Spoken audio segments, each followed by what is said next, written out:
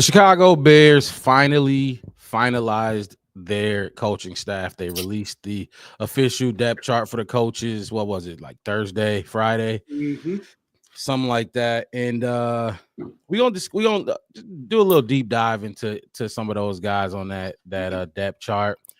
We're gonna talk about some of these free agents, free agency around the corner. We're gonna look at some of the guys that may be on the Chicago Bears free agent wish list. At least they're gonna be on our free agent wish list. And then take a look at some of these guys that got released for us yesterday, earlier in the week.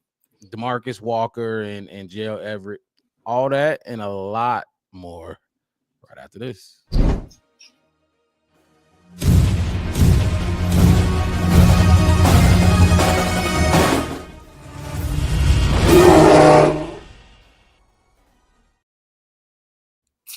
You know what I forgot to mention when we was discussing the rundown. We ain't got to talk about the Super Bowl really. We didn't really give our thoughts on the Super Bowl. We watched it. We watched the halftime show, everything. Just before we jump into Bears, what did you think about the Super Bowl? The Super Bowl it kind of brings out why teams win Super Bowls. And when I say teams, it's not just players. I know a lot of people like Tom Brady got 7. Patrick Mahomes has this many. Right. But it's 52 of them. And when you got a good 52 and, it just, for me, it just shows how close the Bears are as far as a team when it comes to going far, going deep. I mean, like I said, we talk about all the time going back to the double doink and all this other kind of stuff. Now we got the Fail Mary, we got all this kind of stuff, and it tells a lot about how the Commanders were and how that coin fell on their side a lot during the season and not on ours, and that can definitely change how a team is perceived, which including the Kansas City Chiefs. They were back-to-back Super Bowl champions, but everybody was saying like they just not getting after teams throughout the season how they were supposed to. It's not playing like the Pat Mahomes we know and love in a sense. We've grown accustomed to. Right, and it just takes that one chance, that one game, and that's the importance of. And we can talk about it during the offseason. I know we'll talk about, and that's to me, that's the importance of winning your division. Because if you win your division, you give your chance. You give yourself that chance to have that. Hey, we can take down 2-time back-to-back champions with one good game. Right. So, look, and first, let me say this. I forgot to do it. We've been gone for a few weeks. We back now. This is the Black Bear Podcast. I'm your host, Mark Robb, with my co-host, Chef West to the right of me. Look, Chiefs got their ass whooped. It wasn't close. It wasn't close from the beginning. I ended up turning it off like the last 5 minutes, and apparently they scored 22 points. The Chiefs. What I took away from that, and this is gonna be a welcome back for sure when I say this. Trenches. That's what I took away from it. And one of the dudes on this free agent wish list that we about to bring up, Trey Smith, I wasn't impressed with how he played in the trenches against that Eagles defensive front. Now, they got some names, but they got some young bulls on that defensive front, and he didn't play well. So, we're gonna jump into that once we get to the free agency. But trenches, that's what I took away from it. I don't know. From what I've seen from the Eagles O-line and D-line, I don't know if there's any teams that's going to be able to really bang with them in the foreseeable future, because they was moving dudes. They was moving dudes on the O-line. They was moving dudes on the D-line. And Jalen Hurts he played his best game of the year. He saved his best game for last. So that's what I took away from that Super Bowl. I picked the Chiefs. I had the Chiefs winning. I had to see Patrick Mahomes lose before I start, betting against him. You say what? No, it's just natural. I mean, think about it. Like as big of a season, like you said, with Hurts, that game, that was his game. Like out of all, 19 games you need, 20 games to win a Super Bowl, something like that. Mm-hmm. That was his. The other 19, 18, 17 games, whatever, how many you want to count, was Saquon. Saquon, he wasn't. But and that's the thing, and that's what complimentary football is hey, we can do both. Absolutely. Like we're gonna put our best foot forward and make you focus on one side of it that can't hurt you, and then we're just going to. And I think that's what happened. They were really. I think the Chiefs were just like, look, if we just stop Saquon, we can beat this team. Exactly. And you forgot, and like I said when I first brought it up, it shows you that a team wins a Super Bowl because if you're just focusing on Saquon, you're forgetting about everybody else. You know, and I think that's what they did, and I think that was the plan. And it was like, hey, we can match them pound for pound. We got Patrick Mahomes, we got Travis Kelce, blah blah blah blah blah. You know, we could just win with that instead of saying, hey, look, let's open up the. You know how we say you got to open up. This is a Super Bowl. Every play you got, if you empty the playbook. 5 in the preseason, you get a chance to call 275 plays, you better call every single one. Every single one, you know. So it just showed like how they just got uncomfortable. The Chiefs was not comfortable where they was at all. Was not comfortable with what he was, and you know, honestly, if I said this to somebody and they said I was kind of crazy, I was like, I blame it all on Travis Kelce because you know that. It's like with Phillip Rivers and Antonio Gates. You know, it's like Tom and Gronk. It's like, I mean, let me see. I think Peyton and Indianapolis, who we have, Reggie Wayne. Reggie Wayne. Yeah, Dallas Clark. Yeah, but when push came to shove, I'm throwing to Reggie Wayne. Yeah, like that, sure. You know what I mean? Kurt Warner with the Rams, he had Torrey Holt. You know, if Marshall Farquhar going off. So that's what it looked like. And it looked like Travis wasn't trying. It's like he was chopping steps, moving slow. So. Well, he just looked old, man. It looked like he was old a little bit. So, but let me ask you this. Let me bring it back to the Bears a little bit, Dan. Because this is what I took away. That's another takeaway I had from that game, or at least a thought. And I want to know what you think, because I don't think I brought this up. I might have brought it up to you. But Justin Fields, the whole argument surrounding the Justin Fields trade or should we keep him or should we trade him?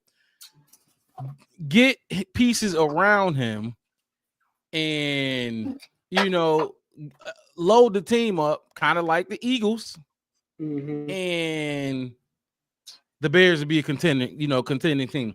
So do you think you could, like, because I don't look at Jalen Hurts as an elite quarterback. That's just me. You may think differently. I think Justin could have been. You could have dropped Justin Fields in Jalen Hurts' situation, and he would have won that Super Bowl too.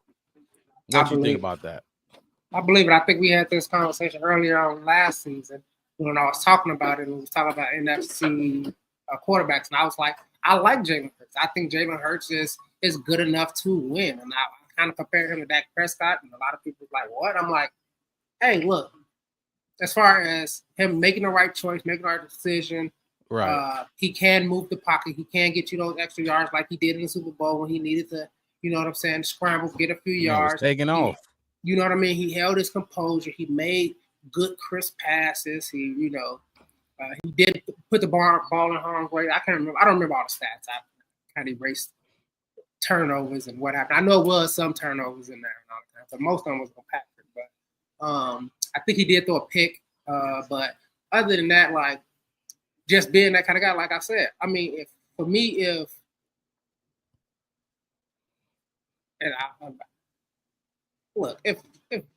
Nick Foles and Joe Flacco won the Super Bowl with a well-built team around him and a well-handled franchise, I didn't see why Justin Fields could. And I just brought it up because that wasn't my argument, but that was one of the arguments people was making for keeping Justin Fields. Just build around him, build a team, trade him and get the haul, get the crate, not trade him, but trade the Caleb pick, and get the haul and just stack this roster. and we could, you know what I mean? And I imagine that is what they envisioned, what they saw with Jalen Hurts. I'm not necessarily saying that's what I would have done. That's not the route I would have took. You know where I stood with that, but it looked like from what the Eagles was doing, you put a nice running back behind Justin, nice O line, a stout defense. They have the number one defense. Shout out to Vic Fangio, who was here with a number one defense too. It seemed like that Justin could have been able to do that too. That's what if for people who want to look at it that way and who wanted to keep Justin, I just thought there was an argument that could have been made right there. So yeah, me too. And but the thing about it was, it's that you talk about it all the time. A lot of talk. It was the Martin, time frame.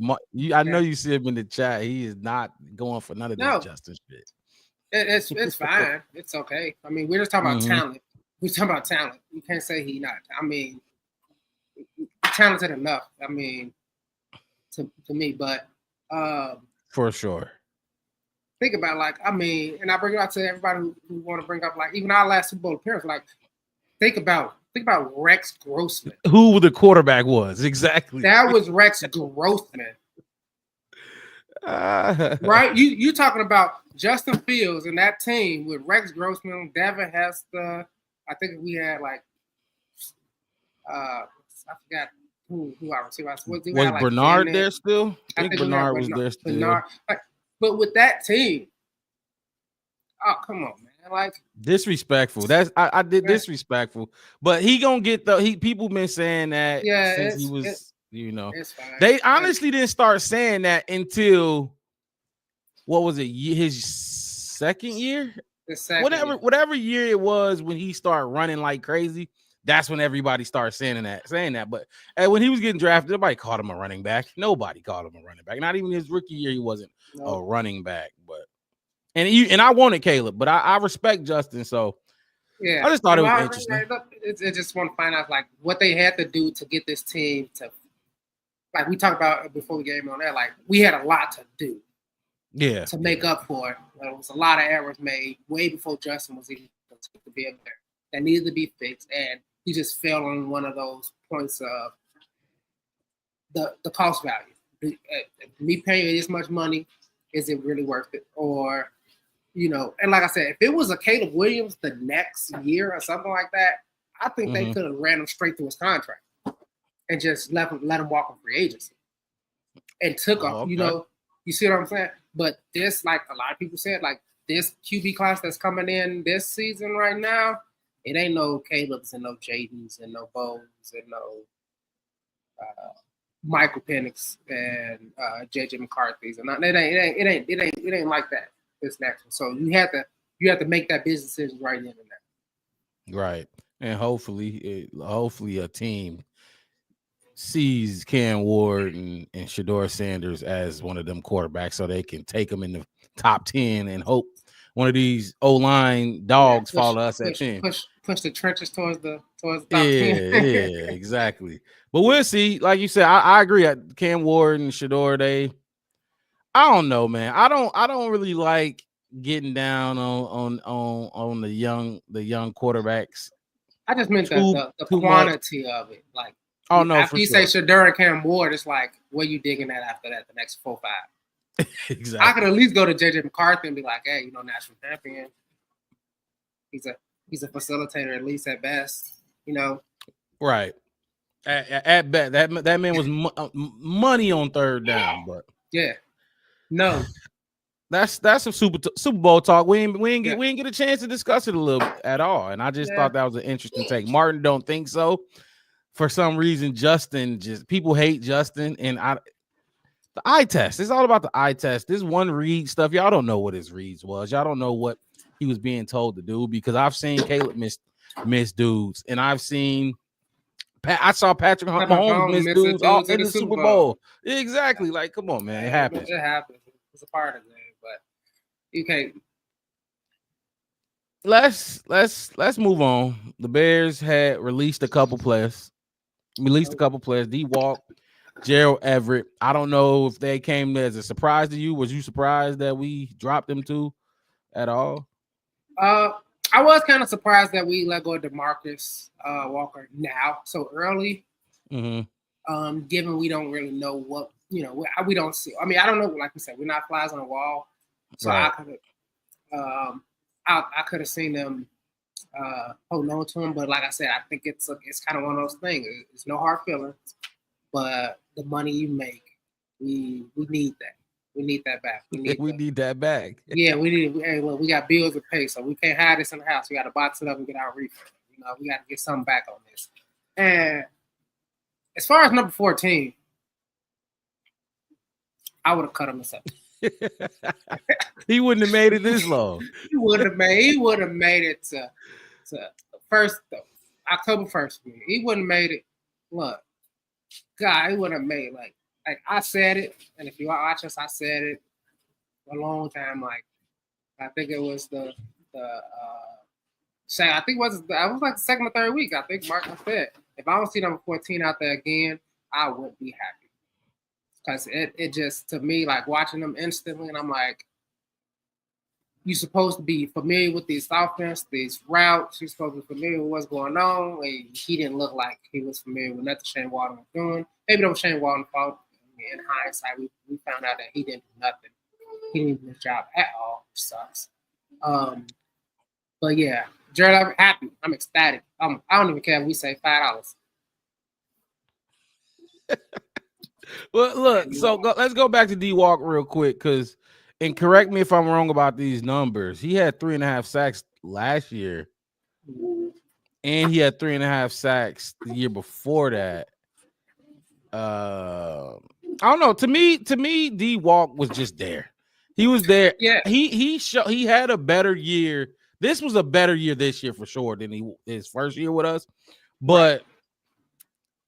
I don't know. I just thought he was just out there. Like he was very underwhelming to me. I hate dudes on the D line that are underwhelming. That's how I feel about Javon Dexter, but that's another conversation. I need you to be something. And Montez had what 5.5 this year. So it ain't like I can say, well, Montez was doing it, but D-Walk he don't even.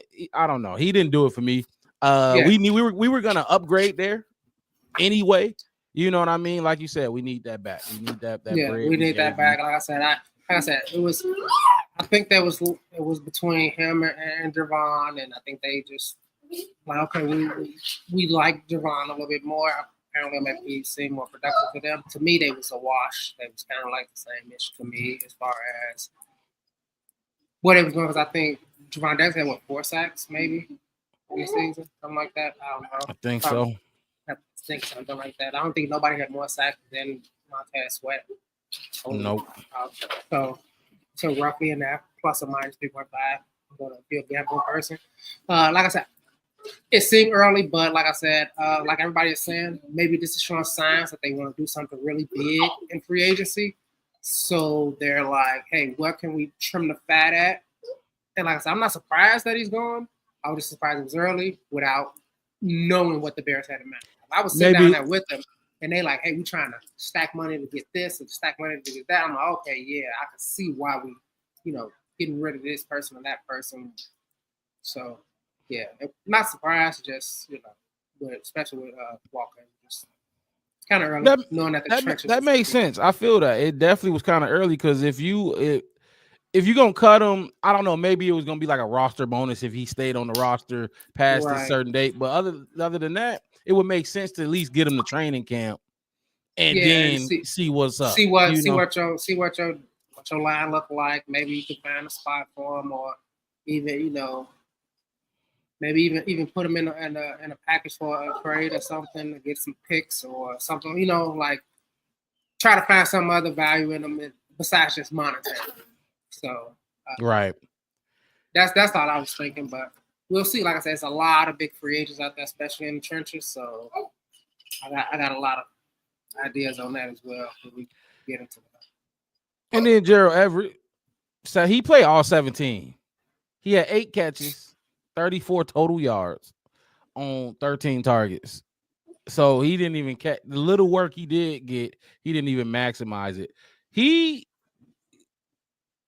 he shockingly was worse than Robert Tonyan. Remember how we hated Robert Tonyan? He came in, he didn't do shit. He was dropping. He was dropping it, but you seen Robert Tonyan body stretched out for passes, and he was like diving into there. I was just saying before we came on the air, I'm like, dude, you only getting one pass this game. You said he had 13 out of 17 games. You might get this one pass. The pass, I think I remember maybe 3 of them. One, it was kind of slightly by his hip down low that he missed, and that was late in the season. I think that was like to beat. Maybe it would have got us in a good position. I think to beat. It wasn't in the Green Bay game because we beat them. Maybe it was Minnesota or something like that. It was to keep us close in the game or something like that. And he dropped it. And then I know another early on. I think we were just getting it right before I want to say maybe right before the bye or after when the ball hit him in the shoulder and it just dinked him right in the shoulder. He was wide open. All I had to do was catch and turn, and it was like 25 yards in front of him.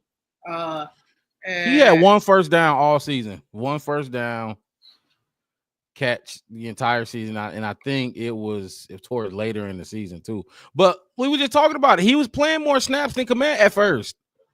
I don't know. Well, I do know why. Shane's an idiot, but that he was playing more snaps than dude was, and I mean he didn't give us nothing. He didn't give us no catching. He didn't give us no blocking. He wasn't no blocker. He wasn't a blocker. He wasn't even lining up next to the line. He was lining up in the slot. And sometimes he was lining up on the outside how wide? Yeah. For what? Yeah, so who you distracting? Not DJ double team, because I know 14 ain't getting the ball if I'm a cornerback. No, absolutely not. Absolutely fucking not. I'm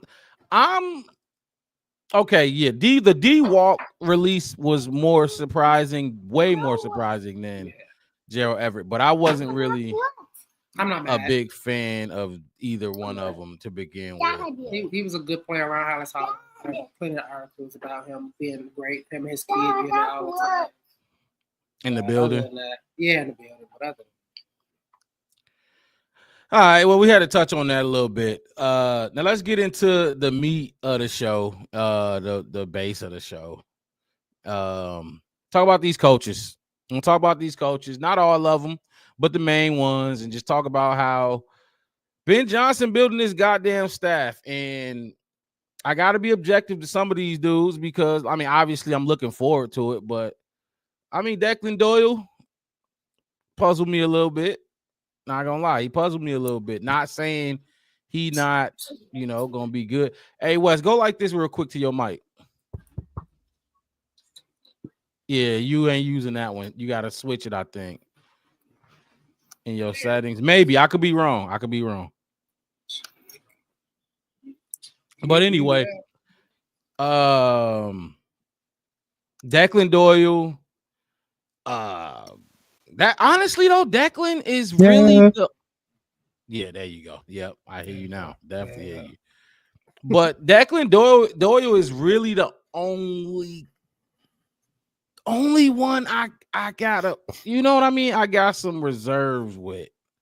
Let's talk about Declan for a little bit. Tight end coach for the Broncos, obviously 28 years old. I think he's the youngest offensive coordinator in NFL history, or just right now. I don't know in history, but he's younger than you. Yeah, exactly. Which is insane. We watched his presser though. We didn't really talk about it much, but we watched his presser. He was a little nervous. He started nervous in the presser. Did we watch his presser? I don't think we watched his presser. I mean, I watched it. I don't think we watched it on air. Not on air. Okay. Yeah.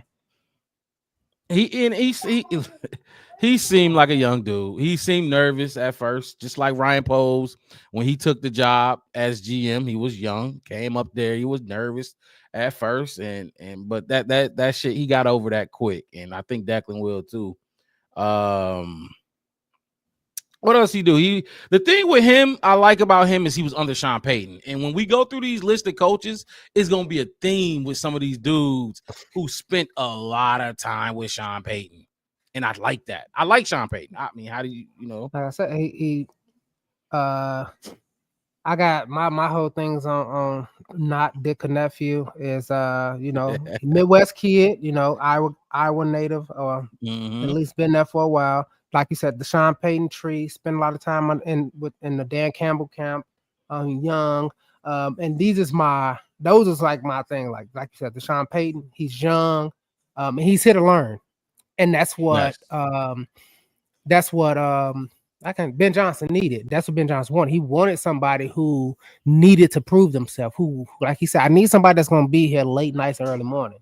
I need somebody young, somebody hungry, somebody that's gonna be, here till 1, back at 7 a.m. with everything I need going on, and then need to go. But somebody I somebody who has been around experience and professionalism and know what I need in return, and not just giving me scribble scrabble. I don't think he's married. I don't think he's he has married. children. He got all the time in the world to sit, like you said, leave at 1 a.m. and be back at 7 a.m. Look, he is going to be, in my opinion, he's going to be Ben Johnson's most trusted asset on that coaching staff. I mean, he's going to be in the box. He's going to be upstairs where Thomas Brown like to sit. And I like your opinion on, would you rather have Thomas Brown or Declan Doyle at this point, which is right. That wasn't going to happen. But anyway, because Thomas Brown ain't gonna stay all night and be that early. Hell no. Hell no. He could do it from the house. He could do it in the house with his kids, playing with his dog and all that kind of stuff. And it's good for Ben, and also Ben Johnson want to start building his own tree. Yeah, and that's what, when you look at these coaches, that's what it's looking like he's trying to do. Like I said, he's gonna be one of his most trusted assets. He's gonna be in the box. I need, what coverage is that? What coverages are they running? He's going to be in charge of looking at all the defensive coverages in game. When he's in the office, if Ben Johnson want to know, I want to know every coverage they run against this formation on second down, or I want to know every coverage they run against this formation, bunch right or trips right on third down. I need that's Declan Doyle's job, to find every coverage they run against those type of formations. So, and I think even to the extent of, hey, we going against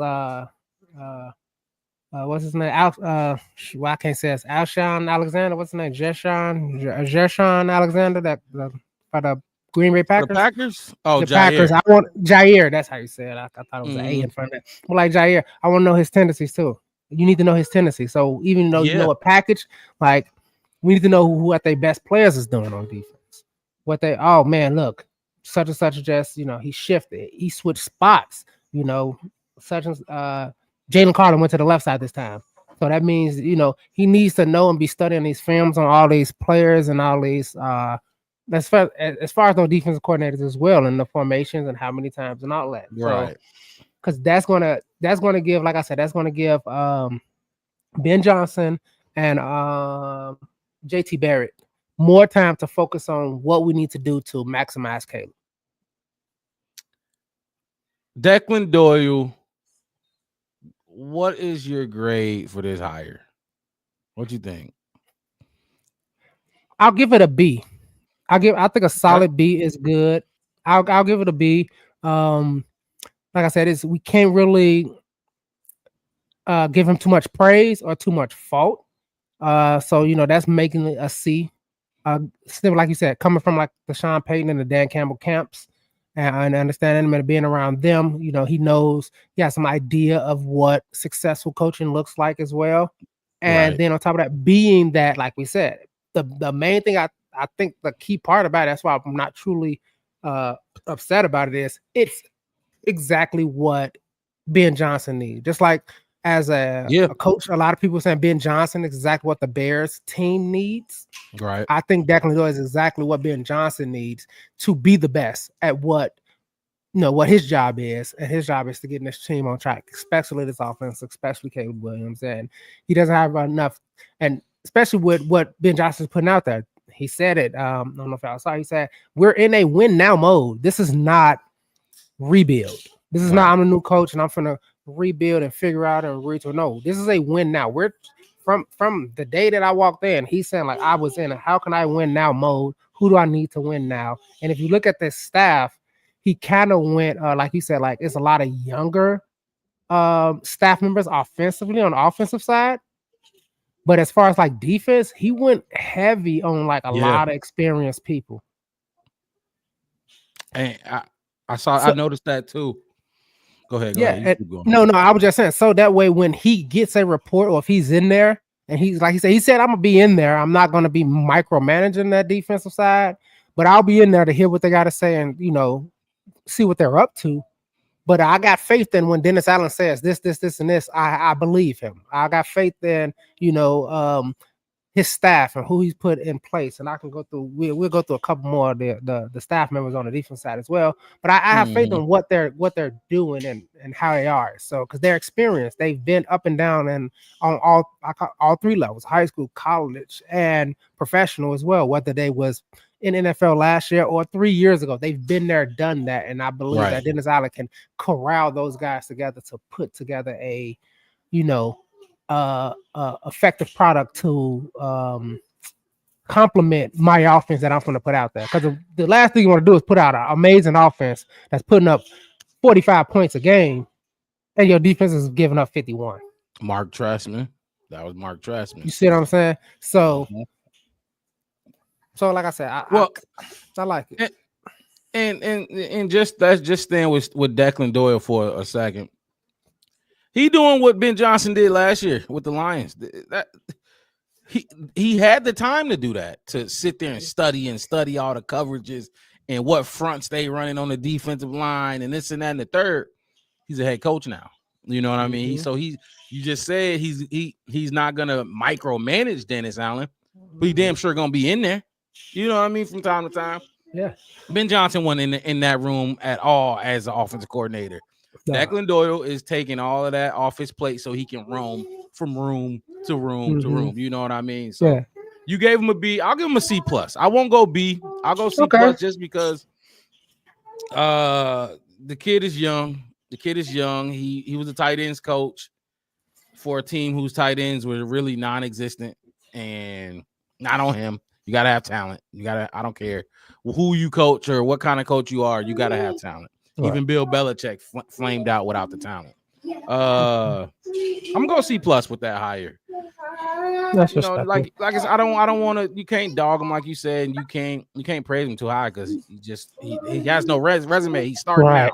Right. You talked about Dennis Allen. So let's talk about Dennis Allen. I think this isn't my favorite hire, but I do think this is the most important because this is that experience that we was talking about when we were breaking down the coaching carousel before we even hired Ben Johnson. One of the things we said about Ben Johnson is he's gonna have to bring in a veteran DC that knows the game, that's been doing this for a while, just to help him out. I think Dennis Allen does that for him. He was a head coach for the Saints after Sean Payton, and he was a head coach at for the Raiders. Now, they weren't too good as a team. The defenses were fine, especially with the Saints. His defenses with the Saints for a few years were top 5. So, but as a team, they didn't do too well. But I mean, it was him. Ron Rivera could have been a DC. There was a lot of. I had Shula. Not Shula. Don? God, no, not Shula. Why did I call him Shula? Sala, Robert Sala. Oh, Robert. Yeah, that's another one. That's another Robert one. Sala. I don't know why I said Shula. Would have been with his head coaching experience, kind of like Matt Eberflus said he gonna be able to give some tips to I don't know the Cowboys head coach. Oh, Stimmer yeah, some shit like that. But that's what Dennis Allen gonna be able to provide to Ben Johnson. And my issue with this is, and tell me what you think about this. Trey Hendrickson was drafted by the Saints. Mm-hmm.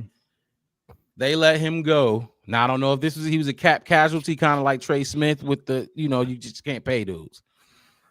But you let him go. You let him out the building, and he's a dog for the Cincinnati Bengals. Now I don't know if they're gonna re-sign him in Cincinnati, but he just lead the league in sacks. I believe so. And I think he had like 17 last year, or not this past year, but the year before, like 16, 17. How did you let him out the building? You know what I mean?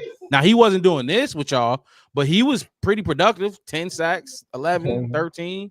How you let him out the building? And Dennis Allen was the DC there. Now, I don't know if he had any say, but I'm just saying. You know what I mean? Like, that's a big piece. He should still be a Saint right now. Trey Henderson. But I mean, they pay Cam Jordan like a whole bunch of money. They pay Cam.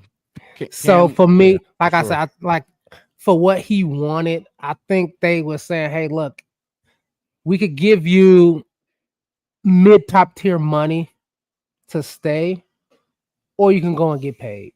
And that happens. That happens more often than not, unless you're a quarterback, maybe a cornerback or a receiver, or you're the team's number one defensive lineman. So if you're, Aaron Donald, you're, Max Crosby, you're Cam Jordan, you're their number one. Like, because if you're the number two, like if the number one is getting 20 sacks and your number two getting 18, y'all both want number one type money. Right. And for a team like the Saints who still had some, and they I think they still was trying to play Lattimore and all that kind of stuff. So I'm just speculating here. Right. So I think it was more of a cap casualty because, I mean, you just don't like, if he said, "Hey, look, I'll take, I mean, think about it. If you that talent, if you getting that kind of production out of a player, they say, "Hey, look, I'll take vet minimums." If all of them say I take vet minimums, we'll have super teams everywhere. Yeah, basically. You see what I'm saying? So everybody want to get their bag and get their paid, and they got to pay their agents and all of that kind of stuff, feed their family and do their thing. So I think it had to be more of they just couldn't compete with what he wanted. And I was kind of thinking that too. Like I that's why I didn't want to completely throw it on him because first of all, he ain't even a head coach there. He wasn't even a head coach, right. So it really, he didn't even have the last final say. But it's a big loss. It's a big piece. You let go to Cincinnati and turn into a stud. But he this is like I was just saying about Declan. It's another coach under Sean Payton. You know what I mean? But this dude, he was with Sean Payton for fucking ever, way longer than that. I think he was what I think for a while too. But I don't know. I think he was with the Saints for Sean. Did he? Who else he was with besides he was Sean Payton and Dan Campbell? But so he spent 5 seasons under Sean Payton as an assistant coach, and then he got his first defensive coordinator job with the Broncos. The Broncos, okay, that's what. Went from the Broncos to the Raiders as a head coach. So he was defensive coordinator for the Broncos. I'm sure their defense was nice. He got a head coaching job with the Raiders. They stunk. He got fired mid-season in his 3rd season. Went to back to the Saints as the defensive coordinator there for what, 10 years? I want to say. Yeah, I think that was just like into my total 7 seasons. 7 seasons when he went back, and then Sean Payton retired and he took over as head coach. But he was with Sean for a while. And like I was just saying, though, like this list, because these two, Declan Doyle and Dennis Allen, they ain't the only 2 dudes that was under Sean Payton on this list. Once we keep going through, you're going to notice there's some more dudes that was under Sean Payton. So, wait, was Ben? No, Ben wasn't with Sean. No, he wasn't with Sean. I don't think Ben was with Sean. But, so, you got, before we give a grade on this hire, you got any other little notes you want to put on Dennis Allen? I mean, hopefully he could be Ben Johnson's Vic Fangio, kind of like Nagy had Vic Fangio. Hopefully he could be that for him, but I don't know. I don't know. I don't think Ben Johnson had nothing to do with Boston College, Miami, Detroit, Chicago. So I don't think Ben Johnson had any affiliation with Sean Payton. Was he my first pick? No. No, like I said, Who's your first pick for DC? Robert. Oh yeah. I wanted Robert. That would have been a good one. The Jets I wanted defense was Robert. nice The under Jets him. defense was nice under him. A little, you know. Oh, that would have been a little, yeah. And I think he wanted some get back and have him in that blue and orange, being an awesome, you know, assistant or defensive coordinator with the Bears going far. Just me personally, anything to get back at Aaron Rodgers, I'll be great. I wish he had a dog so I could punt it off a bridge. Well, Aaron Rodgers' career is coming to it's an done. end. It's done. I don't want people keep saying coming. It's done. But wasn't my favorite. But I'm not mad at it. If I had to give it a grade, I would definitely give it like I give it a B minus. Okay. I give it a B minus. Because I still have my uncertainties, but he checked like we did that, checking the boxes, head coach experience. Yeah. Mm-hmm. You can see his defenses. I think most of his defense in his career on average, where was that? I put in notes. I think average less than 20 points a game on average. Yeah. Except for like 2015. He got fired mid-season last year, right? I believe so. With the Saints, mid-season last year. Yeah. Okay, yeah. But like I said, I'm not asking him to be my head coach. I'm asking him to be my defense coordinator. Lock in on the defensive side. And like I said, like average points. I mean, like I see, like from 15, you got some 16, numbers for us? Yeah, like 15, 16, it was 32, 31, 17, they averaged 10 points, 18, 14, 19, 13, 20 on average, because they had some shutouts. I think it was 2020. Not 2020. I think on average they averaged 7. Who, the Saints? No, that's when they had the defense. Top 5. They had their top. The defense. That defense. They averaged like 7, and then the next year it was 6. Yeah, he became head, and then he became the head coach, and then it kind of started to kind of trend up a little bit to back to like 13, 17, 18, like that. But like I said, the 2 years he had, his team's average on points allowed was like less than 10. He did that for a couple seasons. Seasons in a row. And that's what we asked him to do, though. Keep our opponents under 10, 17 points a game. Mm-hmm. And all we need, and we asking Ben Johnson, just get our quarterback to throw 2 touchdowns and our running backs to run 1, and maybe give us a field goal, and we win in games. When you put it like that, it sounds so simple. It sounds stupid, don't it? It sounds so dumb. Yeah, you should be able to do that. You should be able to walk in that. That's easy, man. What else you need to do? It's shake and bake. You just put all the stuff in the bag and you shake it and put it in the oven. It's shake and bake, man. That's me telling you how old I am. I still remember shake and bake commercial. It's a shake and bake, man. It seems that easy. And that's another reason, like we talked about it too. It's like, I know it's spots in it. We got some talent that we need to figure out. But man, it was side of the ball. I'm just talking about our team from last season. Oh yeah. It was stuff that you thought, and that it had to be individualistic things. Like I said, like when you start hearing in hindsight, and you said it too. Like I think it was like maybe later in the season, like 13, 14, week 13, 14, you was like, yeah, it's okay. We could blame it on the coaches and players. I know we was going back and forth on that because I think like players was getting out of control and, screaming. And I think Eberflus was like the week right before Eberflus got fired or something. Mm-hmm. And you were saying it's like, it's okay. Because when this season over and people do start leaving Hallis Hall, then people going to start saying, well, let me tell you about Bill. Let me tell you about Matt. Let me tell you what Matt actually did. You know what I'm saying? He put mustard on his tater tots. Ew. That's all the nastiness come out, and people start saying what really happened, and it's just a shame. It's a shame because you wasted our time, our energy, and like I said, I'm okay with. Hey, look, he did everything he can to try to get us in the right position, and we just.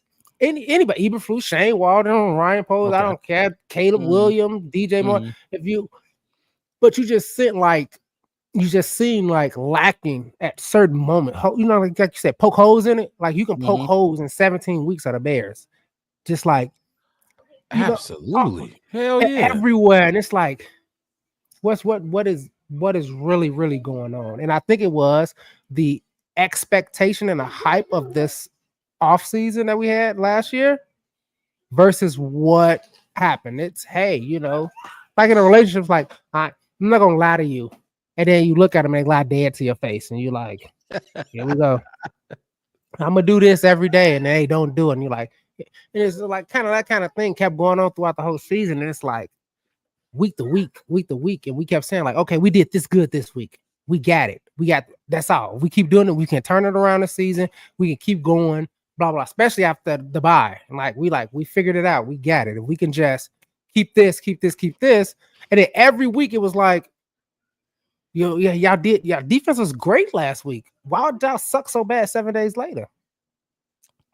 Yeah, DJ Moore said that having that bye week, week 6, when they were rolling, it killed him. He thought that bye week was in a shitty spot, and it slowed them down big time. But you gave Dennis Allen a B-. I'm gonna go ahead and give the Dennis Allen a B. I'm right there with you. I like this hire. You wanted Robert Saleh. I wouldn't have been mad at Robert. I honestly keep overlooking him. If we hired him, I would have gave this at least a B+. I would have gave it an A. Going to an A. I bet going to an A- type thing, but I would have been cool with him. Bring the experience. I would have been cool with Dennis Allen as well. I would have been cool with Ron. I would have like that. I don't know if there were who else was out there for defensive coordinators, but it was some guys out there. That could have did. I mean, but but with the status though, not just a regular. I need somebody who's got experience to help. Got that experience. Been a head coach, can run their staff without. Just in case Ben has okay, man, we need to really let's just say some stuff exactly is crumbling, and Ben has to focus 1 week. He got 6 days to figure out what just happened last game, right? And he can't really focus on that other side. Hey, look, you ran a whole team. You ran a whole squad before. You can run half a team. You can run half a team for me, and then keep it going. And the only reason I like that Robert, basically, really, why I like the Robert Saleh over Dennis Allen was simply because I felt like Robert Saleh has this chip on his shoulder from what happened, because it's like I had this dirty. I felt like they did him dirty because everybody was talking about how great this Jets defense going to be, and any Jets fans you talked about Robert Saleh and all this kind of stuff, and how all they needed was Aaron Rodgers and to come in and see how you took his team. He's the head coach, a defensive minded head coach, and you made it all offense. You didn't go out and say, hey, look, I play with such and such linebacker, such and such defensive end, or such and such somebody that, would help the side of the ball that your head coach is favored and to be better. You went and got all your pieces, and then you sucked at it. It didn't even make y'all too much even better, if anything. It was just some flash, some flash in the pan, a little smoke, a little sizzle, and that's it. You didn't even really season the meat. It was just So, but I felt like I did, especially going to the NFC North, going to the team that. Well, he likes the Packers. Remember, after he got fired, he was like a consultant with the Packers and stuff like that. Robert Saleh. Yeah. Now, I'm not saying that's a big deal, because obviously Ben Johnson was with the Lions. And he fucking became the head coach of their division rival, so that ain't gonna hold too much weight. But he fond of Matt LaFleur. But B- from you, B from me. What's B-? up? I give it a B- just because I'm curious to see what Dennis Allen's motivation is, because that's what we need. We talked about it last offseason. I guess this is gonna be the new thing. We need Bears and Bear like-minded. I'm talking about from a fan perspective, not from employees at Hallis Halls or players at Hallis. From a fan perspective of we want Bears. The fans now. It's our turn. We gave y'all last offseason to bring in y'all Bears. We want y'all to bring us Bears, the ones we want. Well, we can be like, oh yeah, I'm finna spend $275 for this jersey. I'm finna, I'm finna go in because this is what I wanted. This is who I wanted. This is how I wanted this team to go. So, Man,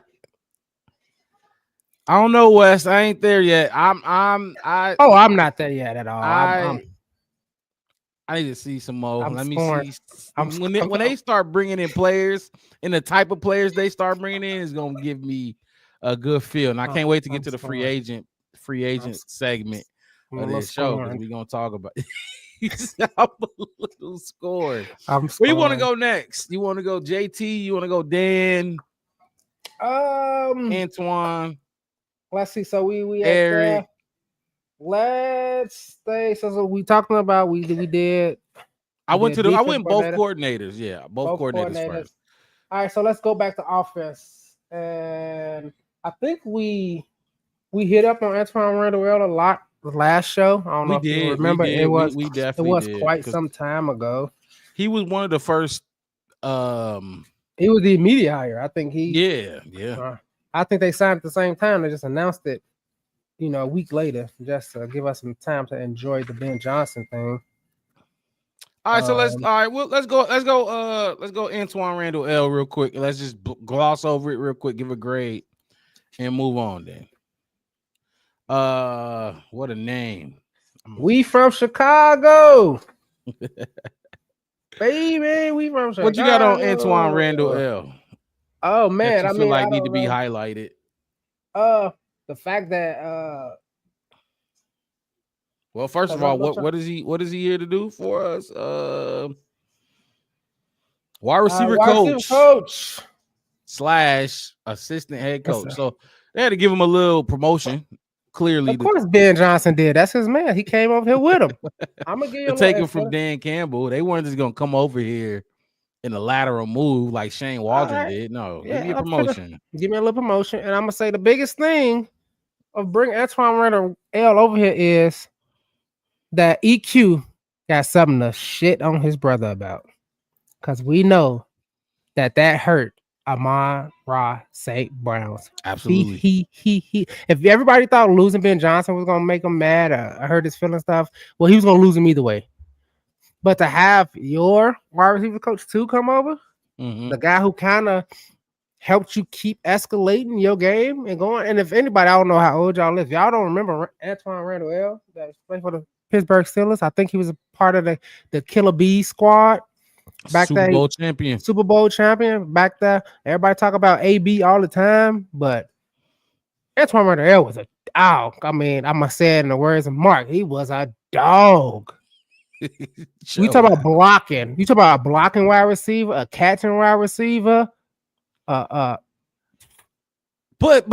and I'm glad you said that, because that goes overlooked when you talk about these wide receivers. The first thing you said, blocking wide receiver. What do you think AB got a lot of those yards? Amon-Ra St. Brown specializes in getting dirty as a wide receiver. And this is why. We don't have those. I'm sorry. I don't care what people think about Rome. If y'all love DJ Moore, if y'all love Kenny, we don't have that. He gonna make sure we do. You got to in this. You gotta tell him what to do. You gotta tell him, hey, look, hey, if I'm the wide receiver coach, you're one of my wide receivers. Hey, you gonna block. That's the first thing you're gonna do. That's because there's only one ball, and if you ain't got it, you should be blocking. So Antoine Randall L., like we say, Super Bowl winner, first of all, and he's a former player. He's a former player. Now coach. I love those. I think those are the best ones. The coaches who's done it, like Dan Campbell and others who's done it, so they know how to coach it. And they weren't great. You know what I mean? They weren't like Hall of Famers, because the Hall of Famers is a little iffy because they expect everybody to be able to do what they was able to do, but it's not. Right. Like, dude, you were 1-1. You were a 1-1. I can't do that, but I could do this like the other 100 players at my position. You just was different. Antoine Randall L. wasn't a great, like he wasn't Jerry Rice and none of that. You know what I mean? No. So he was given credit for developing Amon-Ra St. Brown. He was with the Lions for 4 years as a wide receiver coach. Not only him, but Jameson Williams.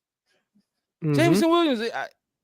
You seen what he said to him when he was chirping with Tyreek? With our guy, I don't give a fuck. I don't care what he said. Shut up. Like, dude, what? Okay. No excuses. You're not finna sit here. He said this. He did. Hell no, dude. Shut up. Talk. First of all, dude, stop talking to me because you're gonna be benched for the rest of this game if you keep. Like, we're not doing that. Go do your job. It's that simple. Go do your job. I like that. Wes, this is my favorite hire. This is my favorite hire just because he's not just a wide receivers coach. He's the assistant head coach. My favorite hire out of all these coaches. I got some. That's the thing. Just because you want to bring. Okay, so you said you're a player as a player in college. Big Ten most valuable player. Big Ten offensive player of the year. Big Ten freshman of the year. PFWA All Rookie Team, first team All Pro in 2005, and like you said, Super Bowl champion. And like you said, he wasn't the number one, obviously, because Brown was the number one receiver. But I'm telling you, this is what you want your receivers to do. So he knew, like you said, he wasn't the number one receiver. So he only had, I think they don't say how many seasons he played total. I don't think. So from 2002, at least so 10. about 8 seasons, about eight. So Okay. from 2002 to 2010, so in 8 seasons, he only had about 4,500 yards, 15 touchdowns, 370 receptions. It's crazy because I saw these numbers and I'm like, damn, he wasn't producing, but he was. But now, go ahead. They don't count blocks from but I'm gonna tell you this: in his receiving touchdowns, no defensive cornerback has ever caught an interception on Anton Randall when the ball was targeted towards him. In his career, in 8 years, the ball was thrown to him. No defensive player has ever caught an interception against him when he was targeted. Go ahead. I'll let you finish. I'm just saying. So think about it. I saw your eyes go up there to think about how is that like. So that means even if the ball was underthrown, overthrown, or he ran kind of the wrong route, either he batted the ball down, he ripped it out of defensive back's hands so they couldn't get an interception on him. And then on top of that, I'm gonna tell you something. Anton Randall played special teams while he was a wide receiver in those 8 years.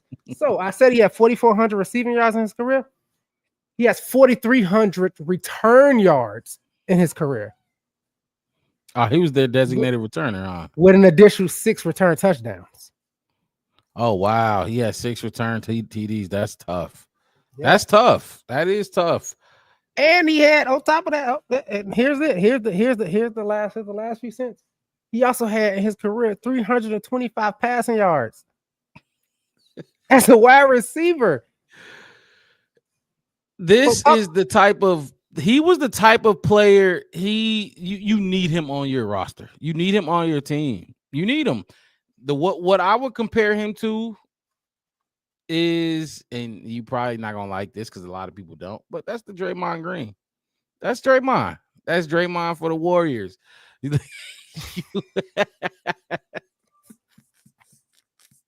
Hey, I knew it, but look.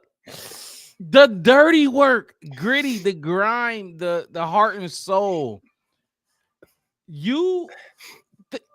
No, I get what you said. I get what you said, but you knew saying Draymond was gonna just take me a little bit. Oh yeah, but absolutely. Do what you can to get time on the field. Do what you can to get snaps. Do what you can to get minutes. Do what you can to get you in that. I don't care if it's front line in hockey, second line in hockey. I don't care what you're talking about.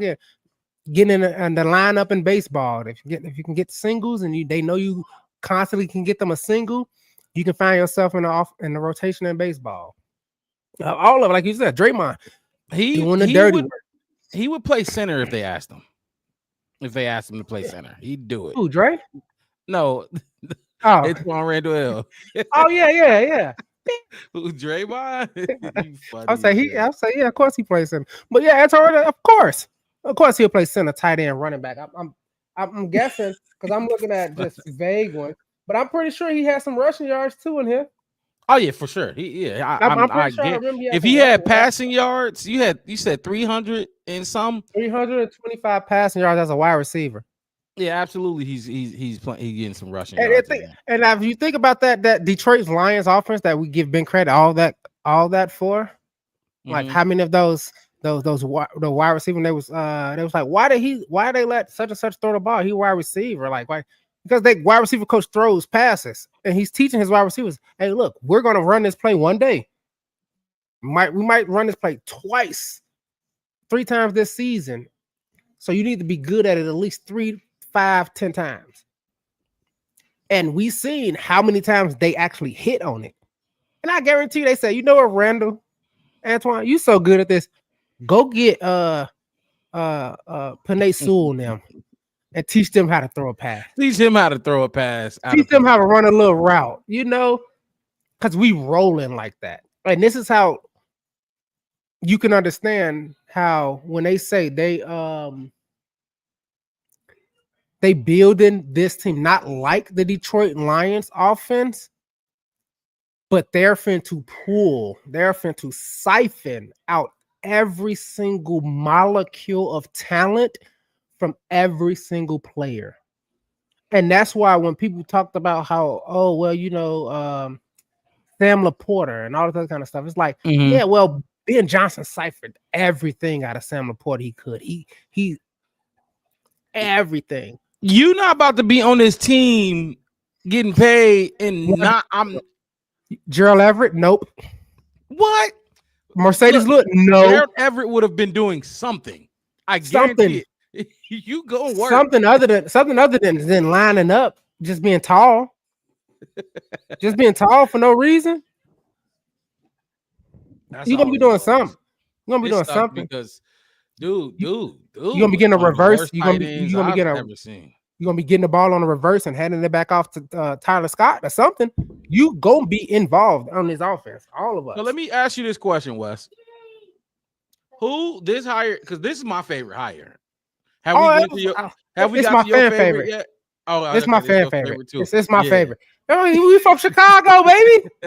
We from Chicago. I bet you got even buy a house out west over there a little bit. He know exactly what he finna buy. He know he finna live. He know where to go. He don't need nobody telling him. Get him Italian beef. He want that double dip, nacho cheese, hot peppers. Like, hey, look. Of course, it's my. Yeah. Let me ask you this question. In that wide receiver room, you could add Keenan. You keep Keenan. You keep him on the roster right now. He probably not gonna be here, so people don't go talking shit. But who do you think he benefits the most? Rome, Keenan, DJ. You could add Cole Kmet in there too. Who benefits the most? If you had to pick, I know it's kind of like, you know, really. I think it's Rome. I have to go Rome, and obviously, you know, I'm a Rome Odunze fan. And it's not that, people. It's not that. It's the fact that Rome Odunze is he's a blank sheet. Okay. There's nothing on here. It's nothing. He's a blank sheet. He's a blank canvas. Hilarious. You know what I mean? Because, you know, like I'm saying, like DJ can learn some stuff and all that kind of stuff, but we kind of know who DJ is, personality-wise. We've heard it. Right. He is who he is. Yeah, he could touch him up a little bit and kind of make some adjustment. But with Rome, that's hey, look, like you was just saying, and like we were saying, like, I expect to see Rome two-handing next season cornerbacks out of bounds, driving them driving them over Gatorade jugs. Yes. Putting them down. Man. Slapping the shoulders like he's Caesar. Welcome to Rome. You know what I mean? Like, that's what's going to happen. That's what Rome going to be, though. I do think he's going to play that Amon-Ra St. Brown position. He can really do. He can do that. And that's going to offer the same thing. That's like, because guess what? If we seen the effectiveness of DJ was more of that Deebo Samuel kind of get the ball short, everybody go out and get some space, give him some room to work, and he can get you more yards after he got the ball, not until he get the ball. How many times did we throw screen passes and we seen Rome Odunze or Keenan Allen not block their man and DJ get smoked? In the Packer game, we threw a screen. Well, Caleb probably should have threw that ball. Yeah, but a couple of them, enough. Let's just say this: we're not gonna put a number on. It was enough times that we seen, and for me, I don't want to get a penalty. I'm fake.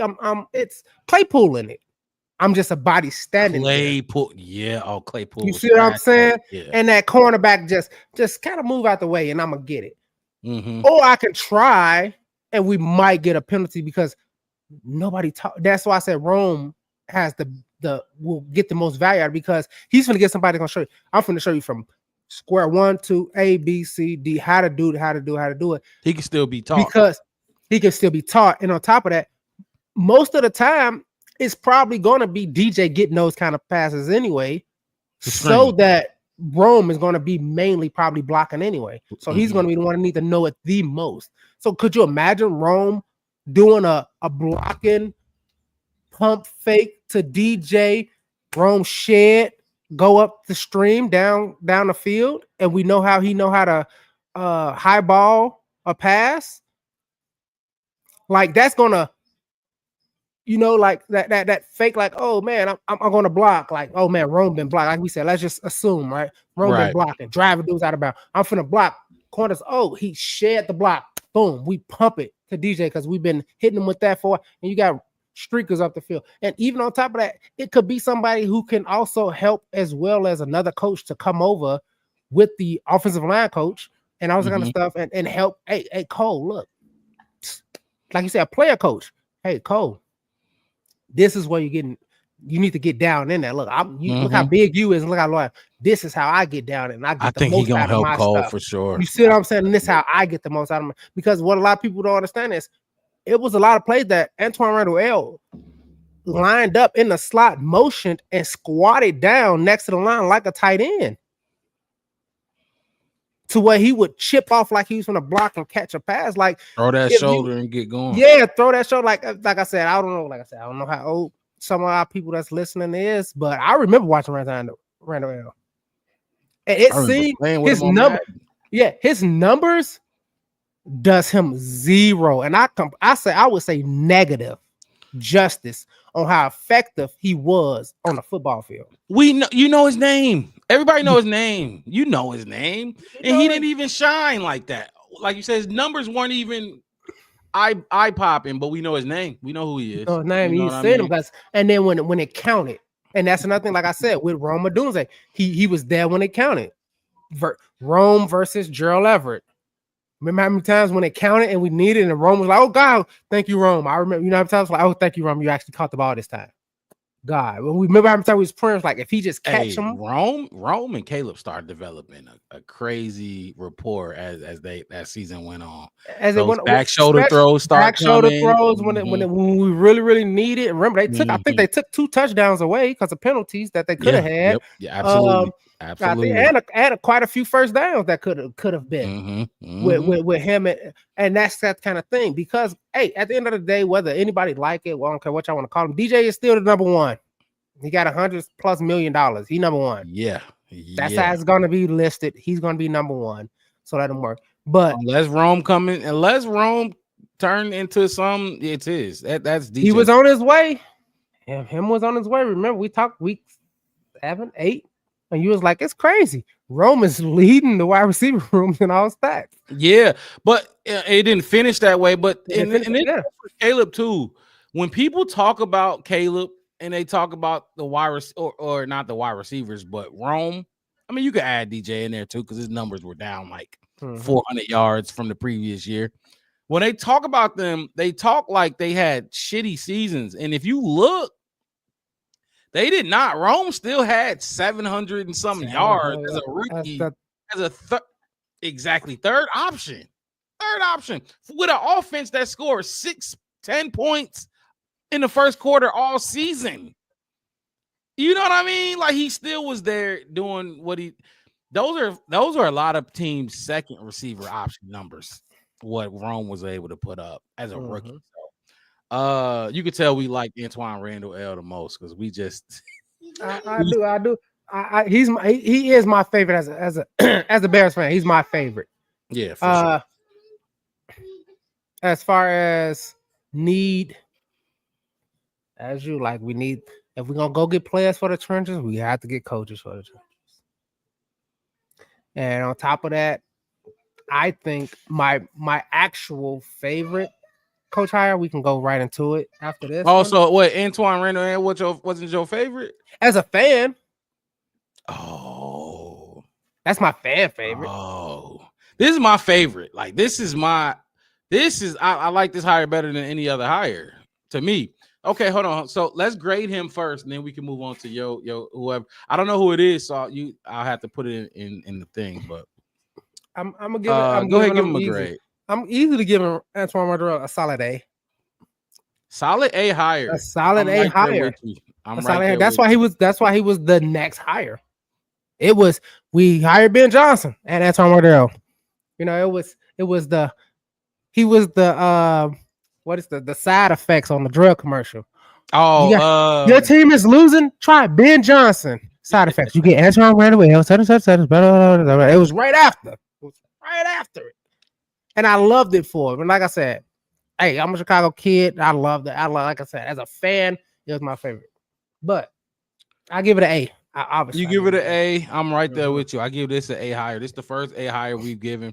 This is the first A we've given to one of the higher hirings. I think we gave. I'm gonna just go through it real quick. We gave Declan Doyle. I went C+. You went B-. Dennis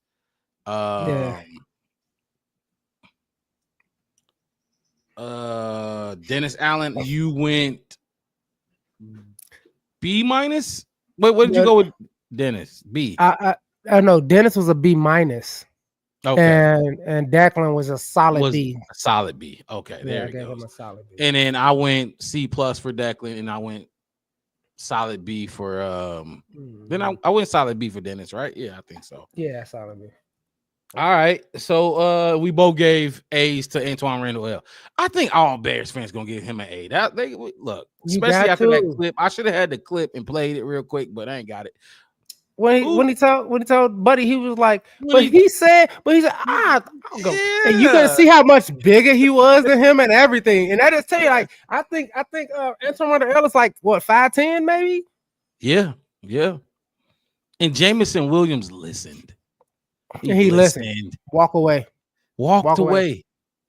Walk away before I hit you with the Super Bowl ring. Oh my God. Like, get out my face. Why is you trying to, like, come on now. Don't defend yourself. Who is your favorite then? This next guy gonna be your favorite.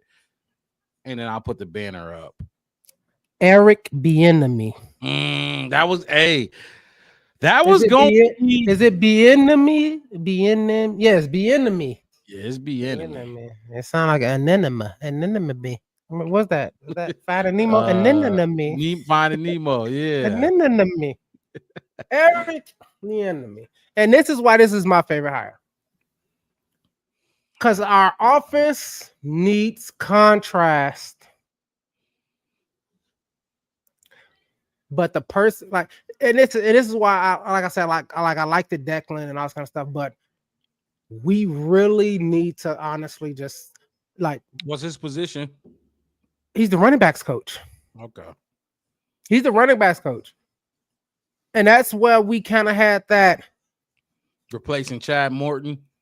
Yeah, which I kind of like. Chad was cool Chad was cool. He was cool, especially when we seen him on him and Jennifer. Yeah, him and Jennifer. That was cool. I liked it. That was cool. That was cool. It was nothing personal against him.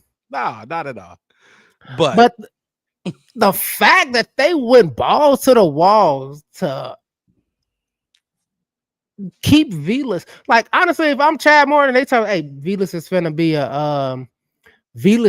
a running back. No, he not.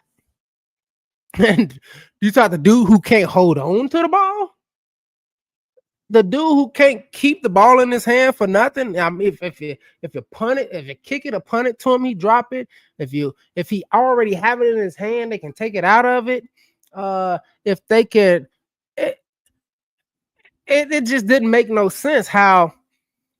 And even then we saw it even in the Hard Knocks when Velas had a good play or whatever. He was like, "Oh yeah, we saw Chad Morton jumping up. I'm gonna put my young dogs on you. I'm gonna put my young dogs on you. Young dogs on you.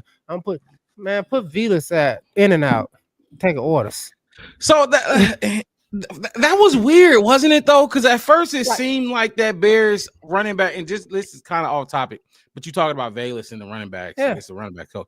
It seemed like this running back room was deep. Didn't it seem like it was deep? It was deep. It was solid. You cut Velas and then you trade Herbert.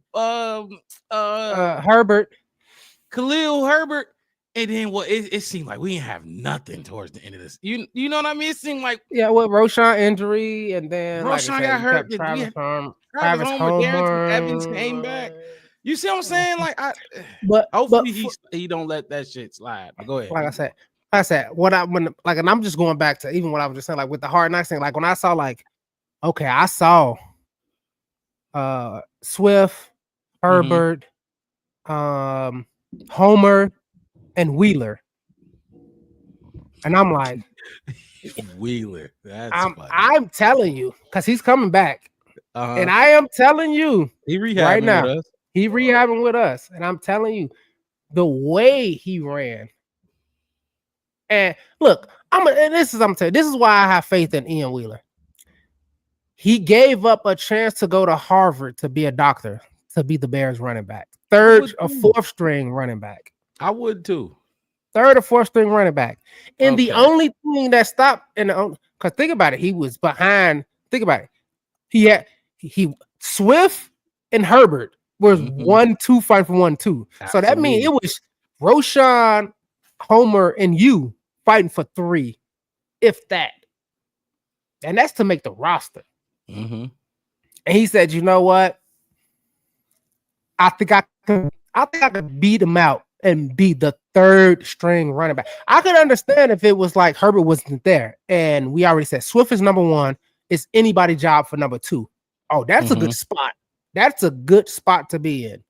To try to be the number 2. Yeah, I mean, Swift was 1. Herbert and Roshan was battling for 2. Obviously, Roshan won number 2, but whoever loses number 2 is automatically number 3. You know what I mean? So Homer was 4.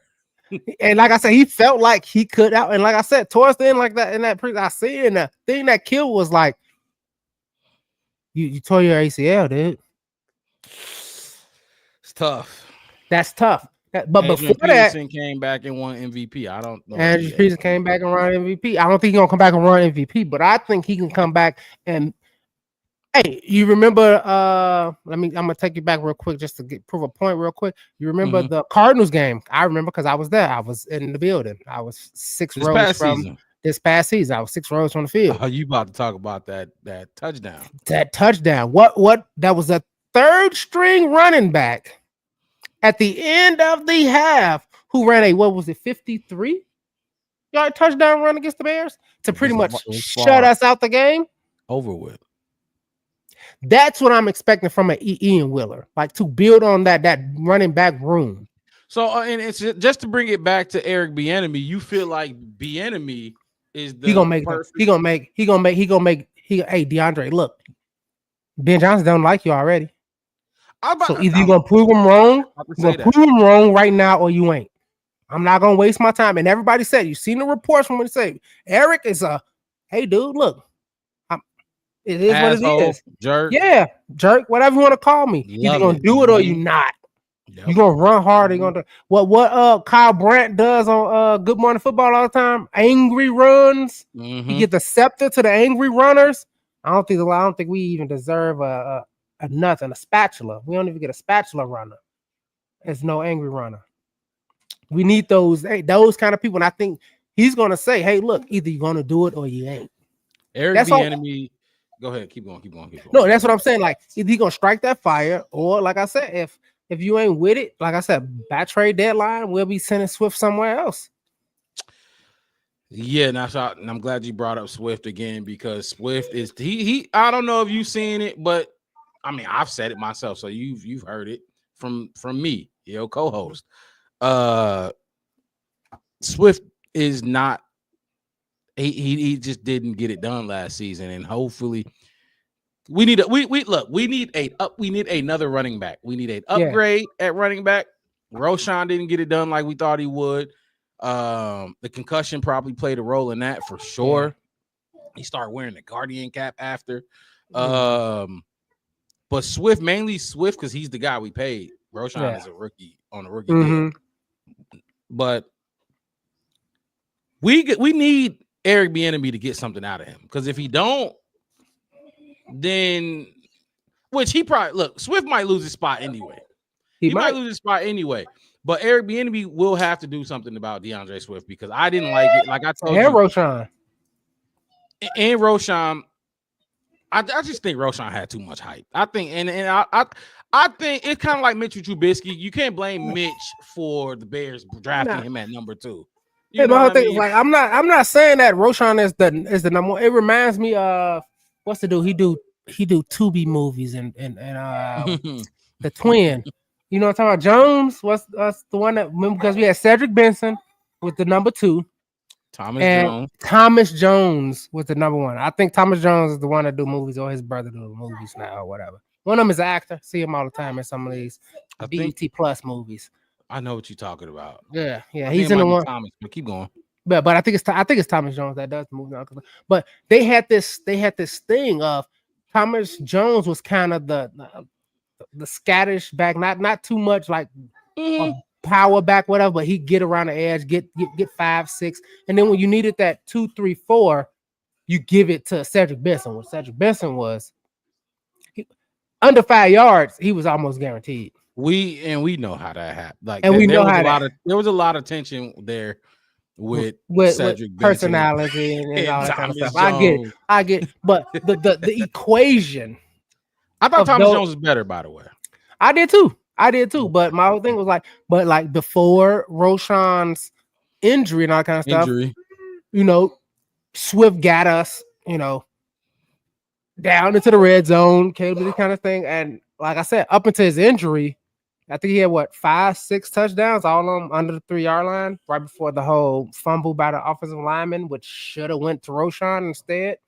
And then we talked about that, and I think that's what Roshan was good for. He was to alleviate some of that getting pounded on that eventually when everybody died out as running backs. Hey Swift, now not you the everything, you the every down back really now. And that's not what Swift is. That's what not most running backs is. Low key, unless you Adrian Peterson, unless you LaDainian Tomlinson. It's not Bo Jackson, Walter Payton, Barry Sanders, and we're talking 40 years. You're handcuffed to another guy now. Yeah. Running back by committee, right? Running back by committee. We even with like Pachenko and what's the name for the Chiefs? Like Kareem Hunt. Kareem Hunt. You know what I mean? Like you gotta have that. Okay, cool. Because you want me to run it to 900 pounds of people. Well, I mean, it started with the Saints. And Alvin Kamara and Mark Ingram. The zoom and boom. Mark Ingram, the zoom and boom. Yeah. Now you see the Lions got Jahmyr Gibbs and Montgomery. Our guy in Montgomery. Yeah, Montgomery. Which if you can find somebody that can if you can find 2 running backs that can do it all and put them together, it's like, okay, guess what, Jane? It's your turn. You go out there and let them linebackers crush you this time. A couple times, and then the next series, Sonic and Knuckles. Yeah, you see the DJ said he was Shadow. That was funny as fuck. Who said what? Did you see the DJ Moore said he posted that he was Shadow? No, I ain't see that. You ain't see that? Oh man, that's what I'll send it to you. I'll find it on Twitter. I saw it. It's on his page. Yeah, send me that. Yeah. He said, "Oh, they Sonic and Knuckles, then I'm Shadow." And he tells, because he saw the movie, something, blah, blah, blah. Blah, blah. Oh, I did kind of hear him talking about the movie or whatever, but which is cool. I like it. DJ, have a fucking personality, nigga. Please. Hey, look, Eric Bieniemy. I'm gonna just go down. I'm gonna just, some of his accolades. Well, we know who he is, though. First of all, he got a ring too. He got multiple, don't he? Super Bowl champion with the Chiefs. He had multiple head coaching interviews, but clearly it was a whole thing when he was interviewing for those jobs because everybody's just like, maybe he's not a good interviewer, but he's just too abrasive, I guess. He's just too aggressive in his approach, I guess, but he's viewed as a no bullshit coach. Kyle Long was interviewed and he said it himself, because remember, Kyle Long retired and then came back with the Chiefs. Remember that? He's with the Chiefs. So he knows Eric Bieniemy, and he said he's no nonsense. He's great he will be great for the Bears locker room. I think he's gonna provide the discipline and the attention to detail that is needed. I think DeAndre Swift missed. It was a lot of meat left on the bones. You know those people that eat chicken wings and they leave meat all over the goddamn thing? I'm not one of them dudes. I finished mine. That's some kids do. Kids and my Grown lady, people she do the same eat thing. down to the gristle. Kids. Now like my lady, I hate, dude. I will sucking on a gristle. Oh my god, I'll be so pissed watching my lady eat chicken, and it's like you just ripped it all apart. But anyway, there's a lot of meat left on the bones with DeAndre Swift, and we got to get that, Wes. I know you like DeAndre Swift, but we got to get that back. I like him. I like what he could bring for us, and I liked it. Him and the Herbert. I liked him and the Herbert combo too, like a cruiser and a bruiser. Like I like that kind of thing. Like. But see, I never even looked at Herbert as a bruiser type. I really do think the zoom and boom, the cruiser bruiser type thing, it was Swift and Roshan. Roshan is way more of a bruiser back than Khalil Herbert. Khalil was trying kind of like a tweener. He was like a in between. But we need Swift to handle business in between the tackles when it's time to do it. You know what I mean? And I think Eric Bieniemy gonna coach that out of him. I think he'll have a better season than this past year. Now the O-line plays a role in that, but I think Eric Bieniemy brings a lot of experience. Just like we was talking about Dennis Allen, and just like we was just talking about Ben Johnson bringing in coaches with experience to help him along his journey as a first-time head coach. I think Eric Bieniemy does that. I think he does it just like Dennis Allen, not at the same level because Dennis Allen was a head coach in two different places, but I think Bieniemy gonna help him out there. What year didn't Adrian Peterson win MVP? Yeah, he won it after he tore his ACL. What year was that? You remember? I'm trying to think. I'm looking at something I just can't think of something. I could pull it up real quick, but I was just trying to see was it between 2006 and 2010. Could have been 2012. Yep, 2012 with the Vikings. He had 2,097 rushing yards, which didn't break Eric Dickerson's record, but it was close. Yeah, so was Saquon this year, but yeah, Saquon. But and then another thing with Eric Bieniemy, you play fantasy just like I do, so you know some of these running backs. He worked with some mediocre running backs and turned them into pretty good players. I ain't gonna say elite, but they're pretty good players. One of them played for the Chicago Bears. Damian Williams, remember him? He turned him into. He got him more contracts. Damian Williams ain't nowhere. Charkandrick West, and there's another mediocre running back. He turned into something, but I think he's gonna help DeAndre Swift a lot. Just the details part of it. He had 3 years with Adrian Peterson in Minnesota. Oh, did he?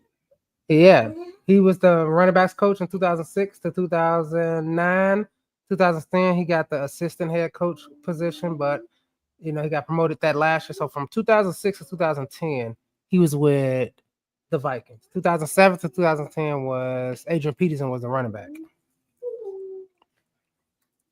I mean, he probably loved working with AP because AP was all purpose. Talk about a 5 down back. What? Talk about a 5 down back. Oh my gosh.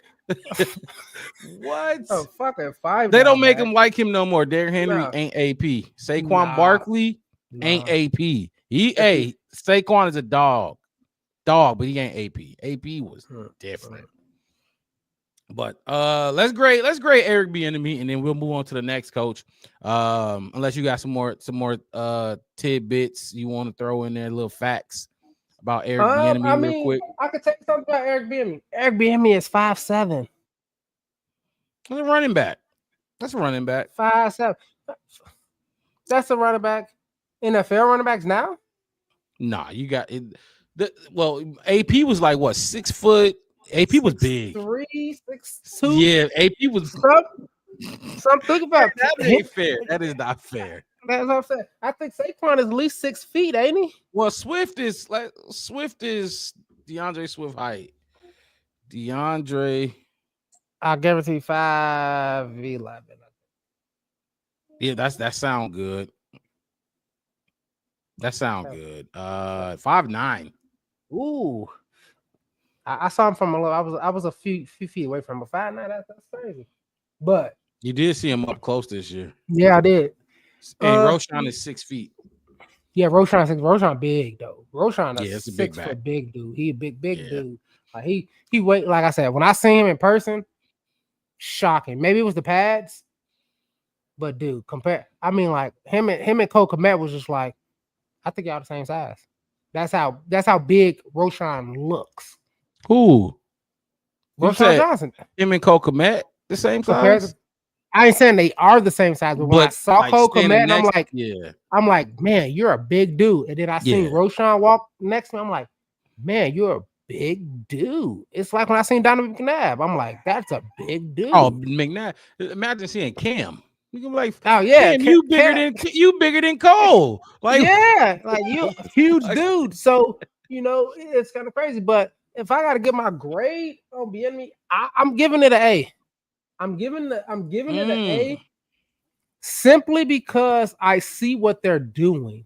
They're picking spots that needs to be addressed, but they don't want Ben Johnson to have to do it all at that spot. Guys that's gonna discipline these dudes and preach attention to detail and accountability without, like you said, Ben Johnson having to do it all by himself. All by himself. I don't need Ben coming down. You know what I mean? Like I don't need Ben Johnson coming down to the running back room. Like what is y'all doing? Why y'all sliding? You talk to Ben? Ain't no talking to why Ben. Y'all sliding? Talking to me right here. Ain't no, you know what I'm saying? Eric Bieniemy gonna stand at the door. He gonna be at the door. Even if somebody gonna try to go around, even if you heard a whisper of somebody. Ben Johnson reminded my high school coach, Coach Tate. Coach Tate, short looks kind of like Eric Bieniemy. Oh man, choke you up, grab you up. You missed a layup. Hey, big power force and centers. You missed a layup under the rim. Oh, you didn't want to dunk? Go to the back of the bench. Go to the back of the bench until you want to dunk the ball. You the 5. You the center. You don't want to dunk? Oh, linebacker. Y'all had dunkers. We ain't had two. Yeah. We had some dunk. We ain't had too many dunkers though. But still, big. Try. You better try. You better try. What? Jump in. You better for sure. Because at least you'll get fouled. A higher is your grade. I get A higher. I get my A higher.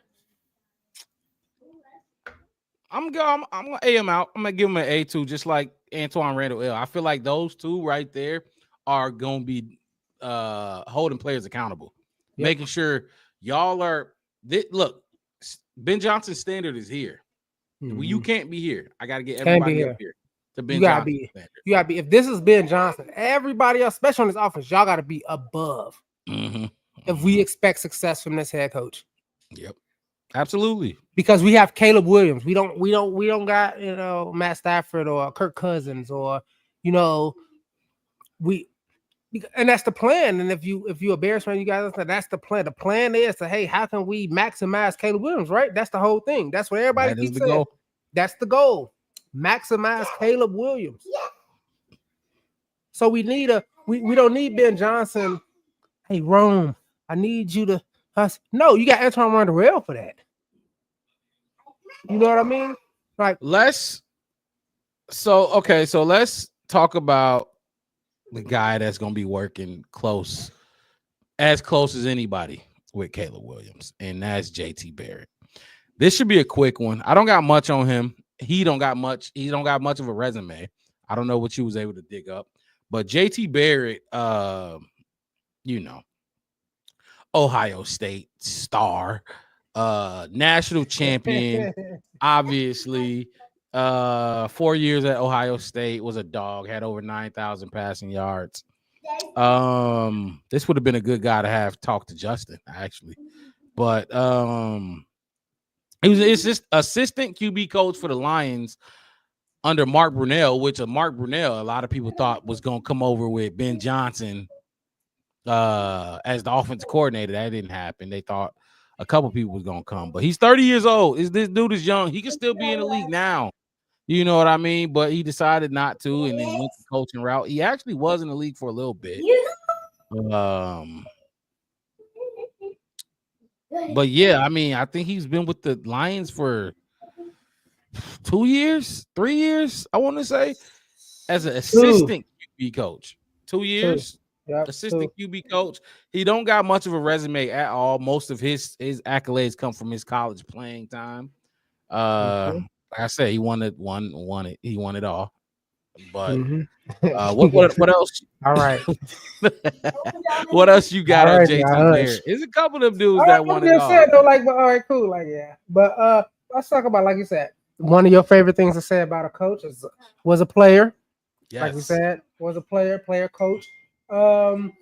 Just talk about how good he was a player. Like you said, won it all in college. Big Ten freshman of the year, Big Ten most valuable player in 2016. And this is crazy. He was the Kellen Moore Award winner in 2017. Kellen Moore Award winner in 2017. Okay. Like you said, coaching resume is short but sweet. Spent about 4 years in that. No, actually only 2 years. Maybe he's 3 fresh. years. Yeah, he's 3 fresh. years, roughly 3 years in the NFL. I think he did a year in CFL. But coaching or playing in the CFL? Playing in the CFL. Okay. He played for the Edmonds Elks. So I'm guessing that sounds Canadian to me. Okay. But like I said, played for the Steelers, the Saints, the Seahawks, Saints previously before that. So yeah, in the 2 years he was in the NFL, I guess he realized, like he wanted to get into coaching right away, which is cool. No big deal. The thing that I like about this, he did tear his ACL. That was a big reason why he probably didn't finish his career. The big thing I do like about this is he's young. He's a young player coach. He's done it recently. He knows what's going on now.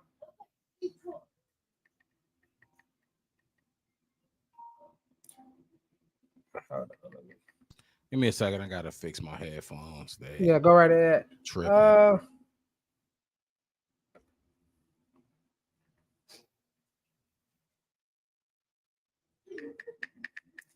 Wait, you just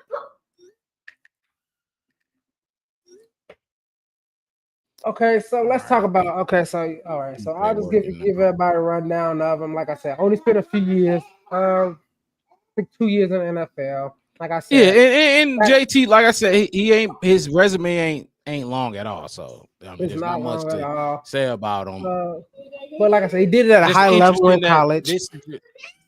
Right, he's done it before. Yeah, at a high level. I think it's just interesting to see, you pair Caleb with a 30-year-old. Everybody around him that's close to him, like the QB room, you got Tyson Bagent in there. And it was who was the rookie we drafted? It was the other guy we had. Remember, it was Tyson, Caleb. Oh, Austin. The guy the Vikings, Austin Reed, that the Vikings picked up, right? No, we picked up who did they pick up? The other guy, what's his name? Let it rip. Rippin. Yeah, Ripon. Yeah. So, but you get what I'm saying though? Austin Reed, young. Caleb, young. Tyson, young. And then you got JT Barrett, 30 years old as a quarterback coach, young. I just think it's interesting to see what they're doing with, what I mean, with the mentorship or the QB room in general. There's a lot of young talent. So for me, the reason that I kind of do like this trade is it gives me a Ben Johnson is telling Caleb something, and JT Barrett is there listening, co-signing this, and Caleb's like, yeah, man, I don't know, but I want to ask Ben this. Ben is off talking to Dennis Allen about something. JT Barrett is young enough and knowledgeable enough to say, okay, this is what he was just trying to tell you.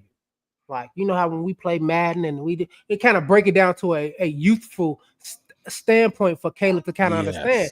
And that's something that I said. And remember, I said it that week. Remember, I sent y'all the image in a group chat about what pissed me off about Shane Waldron was when I seen Caleb out there getting murdered and he's just down, and Shane Waldron was smiling. And remember, I sent y'all the picture of it, of that clip they showed of it, and it's like you're not connecting. You're the offensive coordinator. You're not even connecting with your quarterback. Like, and I'm not saying coddle or console him, but defend and reinforce him. Right, and because he probably made some mistakes that you need to talk to him about, and it seemed like you scared. You want to be his friend instead of being his coach. I don't think he wanted to be his friend. I think he was just more of it in the sense of looking at it like a lot of us look at it like, you're a Bears quarterback, dude. What else you expect? Ha ha ha! Like, I'ma still have a job. We don't fire people here. Ha ha! Kind of like he felt like he was just on sunshine. Like, hey, look, I got the job. Like, it's the easiest job because if I just make you look kind of good, then I'm doing. Yeah, I think he was scared. I think it's like parents with their children. I think the parent, some parents try to be their friend. They're the friend instead of a parent too much. And I think you got to be the coach. He didn't want to ruffle. He didn't want to piss Caleb off. I guarantee you, he didn't say anything his entire tenure here to piss Caleb off. I guarantee you, he didn't. But you know what I mean? I can understand that, but like in hindsight, now looking at it, and it gives me great confidence to say, like, even when Caleb was like, "Hey, I want to talk to you about this," it's like, you're not answering my texts back. You're not trying to go from, hey, I'll be there at 5:30 a.m. if you want to go look over this film. I'm kind of get some extra work in, and I'll be there at 7. Sorry, I got, it seemed like I said, it just seemed like he didn't do his job. And like after the season reports came out, that like Caleb was asking Shane for help and to put a little more on his plate, and not in the sense of even like play calling or reason to like, or just knowledge. Just let's sit down and go over. Let's pick a route and let's pick a play, and let me ask you every question on why I can and cannot throw the ball to DJ Moore on this route. Right. You know what I mean? Like, and I don't think Shane Waldron, obviously he didn't do it. And my whole thing is, I don't think Shane Waldron wanted to, because he felt like he could get away with it because of the history of how the Bears is. Like, I can get away with it because it's not. And then on top of that, it goes back up to Matt in a sense, and Ryan Post too, in the sense of, I'm pretty sure Caleb mentioned it. I'm pretty sure it got out there. I'm pretty sure somebody saw it. And that could have been one of those things, like I saw some stuff and I wanted to say something, but I didn't. Kind of stuff. You know what I mean? Like, and that's kind of other players. Like, we see stuff and like nobody is saying it. Like, you know what I'm saying? You see your neighbor being abused. You know what I'm saying? You see the domestic violence across the street, but you're not calling 911. And then when somebody end up dead, you like, oh man, they just I just thought it was just, one argument, this one, like that kind of shit, like that omission of guilt kind of thing. And I think that's what was happening a lot. And I think what JT is more of, hey, like you said, he's still building his resume. And this is what I like about this offense. Is like, these dudes trying to get at it. They trying to get after it. They're trying to be head coaches at some point in time in the next 10, 15 years. So they want to get at it. Yes, they coordinators and So that Caleb Williams, JT called at 3:00 in the morning because Caleb was up after a loss. Hopefully we're not get none of those next season. But I'm just trying to figure out what I did wrong on this route. JT, what did I do wrong? What you looking at? Get out of bed. I'm gonna go over. I'm gonna get on my computer. Let me look at it. Okay, yep. Yeah. So you see, this is this. You know what I mean? And like helping him be better. I don't think Shane wanted a care to do any of that with him because he felt like he can get away with it. But that's why I like JT Barrett, because he's I don't know. I wouldn't go that far. I just think it's just like, I mean, that's your job. Shane Waldron don't strike me as a person who just don't want to do his job. I just don't think he did it right. I just don't, he just did it the wrong way. It wasn't correct. I don't think he wasn't, you know what I mean? Like willing to help, but I just don't think he knew how to help. Do you know what I mean? That makes sense. Like it does, and I could get on it with you, but for me, it's the reports of Caleb was asking for extra help, and Shane didn't do it. Shane, and that's what it's at. Like you can go back and look over the last 2 months, and you can find articles of Shane Walden didn't want to help Caleb with the extra stuff. Like I get it, like right, and like I mean, but then that's where you're because the QB coach was Kerry Joseph. You know what I mean? That's where he comes. You're the QB whisperer. Shane has the entire offense, wide receivers, running back, O line, this and that, and the third. Kind of like Ben Johnson as a head coach, gonna have everything. I don't know. I mean, look. But then that's to me, it's a shame. It's like, hey, Caleb, keep calling and texting me. Hey, Kirby Joseph, wake up. Hey, you know what? Because like you said, it's a hierarchy. We talked about the Bears hierarchy, right? Absolutely. So I'm the offensive coordinator. You're the QB coach. If I keep getting questions from the QB coach when I'm trying to figure out why DeAndre Swift ain't running the ball how we need him to run, or Gerald Everett won't catch a pass, or why we can't get the ball to Cole Kmet or whatever. If I'm doing my job and I need you to focus in directly on this, I need you to do this. And okay, I'm gonna send you the text message. I'm gonna screenshot what he's asking me and send it to you. And you need to go in there and do it. And if I'm Shane Walden and I did that, and the news is coming out that I didn't, I'm saying, hey, no. Don't say I didn't do my job. I addressed it.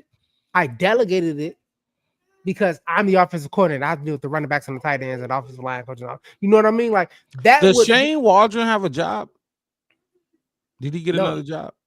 Nope, not that I know of. Makes sense. Okay, I didn't know. I really didn't. Like I said, because the articles came out that he wouldn't do his job for his star rookie quarterback, and it's like, why would I hire you? I don't think he deserved one. So look, so the JT Barrett hiring, what would you give it at? What grade would you give that? I'll give it a B. I don't want to go in the C range, and I don't want to give it a B minus to give it a negative connotation. I think it's a B. I think I see what they're going for. Like I said, with this young offensive side of the coaching staff thing is, hey, if I tell JT, hey, look, this needs to happen, he's going to be, hey, Caleb, you going over your film? Hey, Caleb, you're going over it. Hey, Caleb, you're going right. And him and Badger, like I said, you the QB coach. You only got 3 people really to push your main focus on, and then you can help where you can help out after that. If anybody else needs some help, you give him a B. Oh man, I'm kind of conflicted with this one. You know what I mean? Just because, like I said, it's a lot of youngness, a lot of YN, a lot of YNs in that damn quarterback room. Not just the room, but just everything is surrounding the quarterback room. JT Barrett is in that room, quarterback coach. There's a lot of YN. The offensive coordinator is 28 YN. Tyson Bagent YN. Austin Reed YN. Like there's no, you get what I'm saying? Like that's yeah. There's I don't see the veteran leadership in that room. I probably had to go C+, Wes. I ain't gonna lie, I gotta go C+. Just because maybe this would have been the moment to put some OG in there, but they didn't. I don't know. I just need some experience. I think if anything, I would have like, and that's the difficulty of it. If I would have done it, I would have made it the offensive coordinator. Would have been my experienced person, and let my QB coach be somebody that can relate to Declan Doyle. Yeah, like a Declan Doyle. Yeah, Declan like a Declan Doyle or something like that. My QB coach, somebody that can break it down to him, talk his language, talk the YN thing, you know what I mean, to him, and kind of break it down to him in that sense of it as well. So I think it's funny. I'm saying YN. Half the people probably watch it don't even know YN, and I'm not gonna tell y'all what it is. It's on the internet. Y'all will find it. Yeah. But yeah, YNs. Okay. You went B.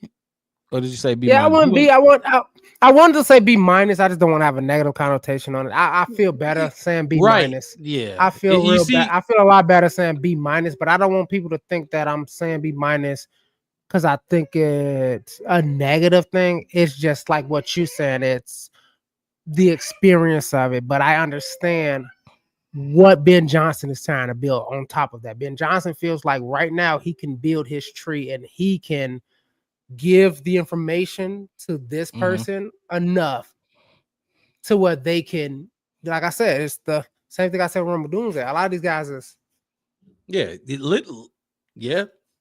so I can, and when they do succeed, we're gonna be saying people gonna be saying the same thing in 7 years when they're gonna be talking about Declan Doyle and Antoine Randall as offensive coordinators, or even earlier, you know, like, hey, look, he come from the Ben Johnson tree. He come, Right. you know, like, you know, and that's gonna be a thing. And I think that's on top of what Ben Johnson is doing, which I think is what he's doing in the first place. That's why he went from Detroit to Chicago. He's like, I need to make my name pop one because I feel like I'm there. I feel like I'm there. I feel like I got it. Unlike we played Kingsbury, who said, like, the one thing I learned as a head coach in Arizona is that I wasn't ready to be a head coach. Hey, I'm not gonna lie. I'm glad you brought that back up. I think when Kingsbury is ready to be a head coach again, I think he's gonna be successful. I really do. I really do. Just that quote that you said, I think he knows now. He's learning from somebody now, like for real. But okay, so look, I think this is a perfect spot to plug it real quick. Look, if you're tuning into the Black Bear Podcast, I'm your host, Mark Robb, with my co-host, Chef West to the right of me. We go live every Saturday. We took some weeks off, let the Super Bowl go through. You know, not too much news is going through, but we're back. We go live every Saturday. Just discussing Bears news and everything Bears. So hit that like button, subscribe to the channel, the Black Bear Podcast. One word, no spaces, Black Bear Podcast. Look, let's move on then, Wes.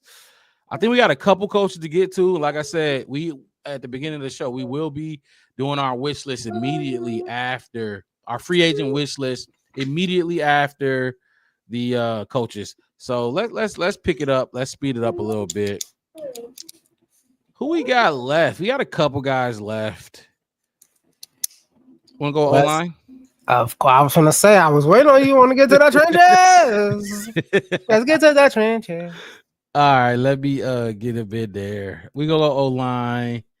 I'll let you start it off with what you got for him while I put. Oh well, I got his name up there. Dan Rochar.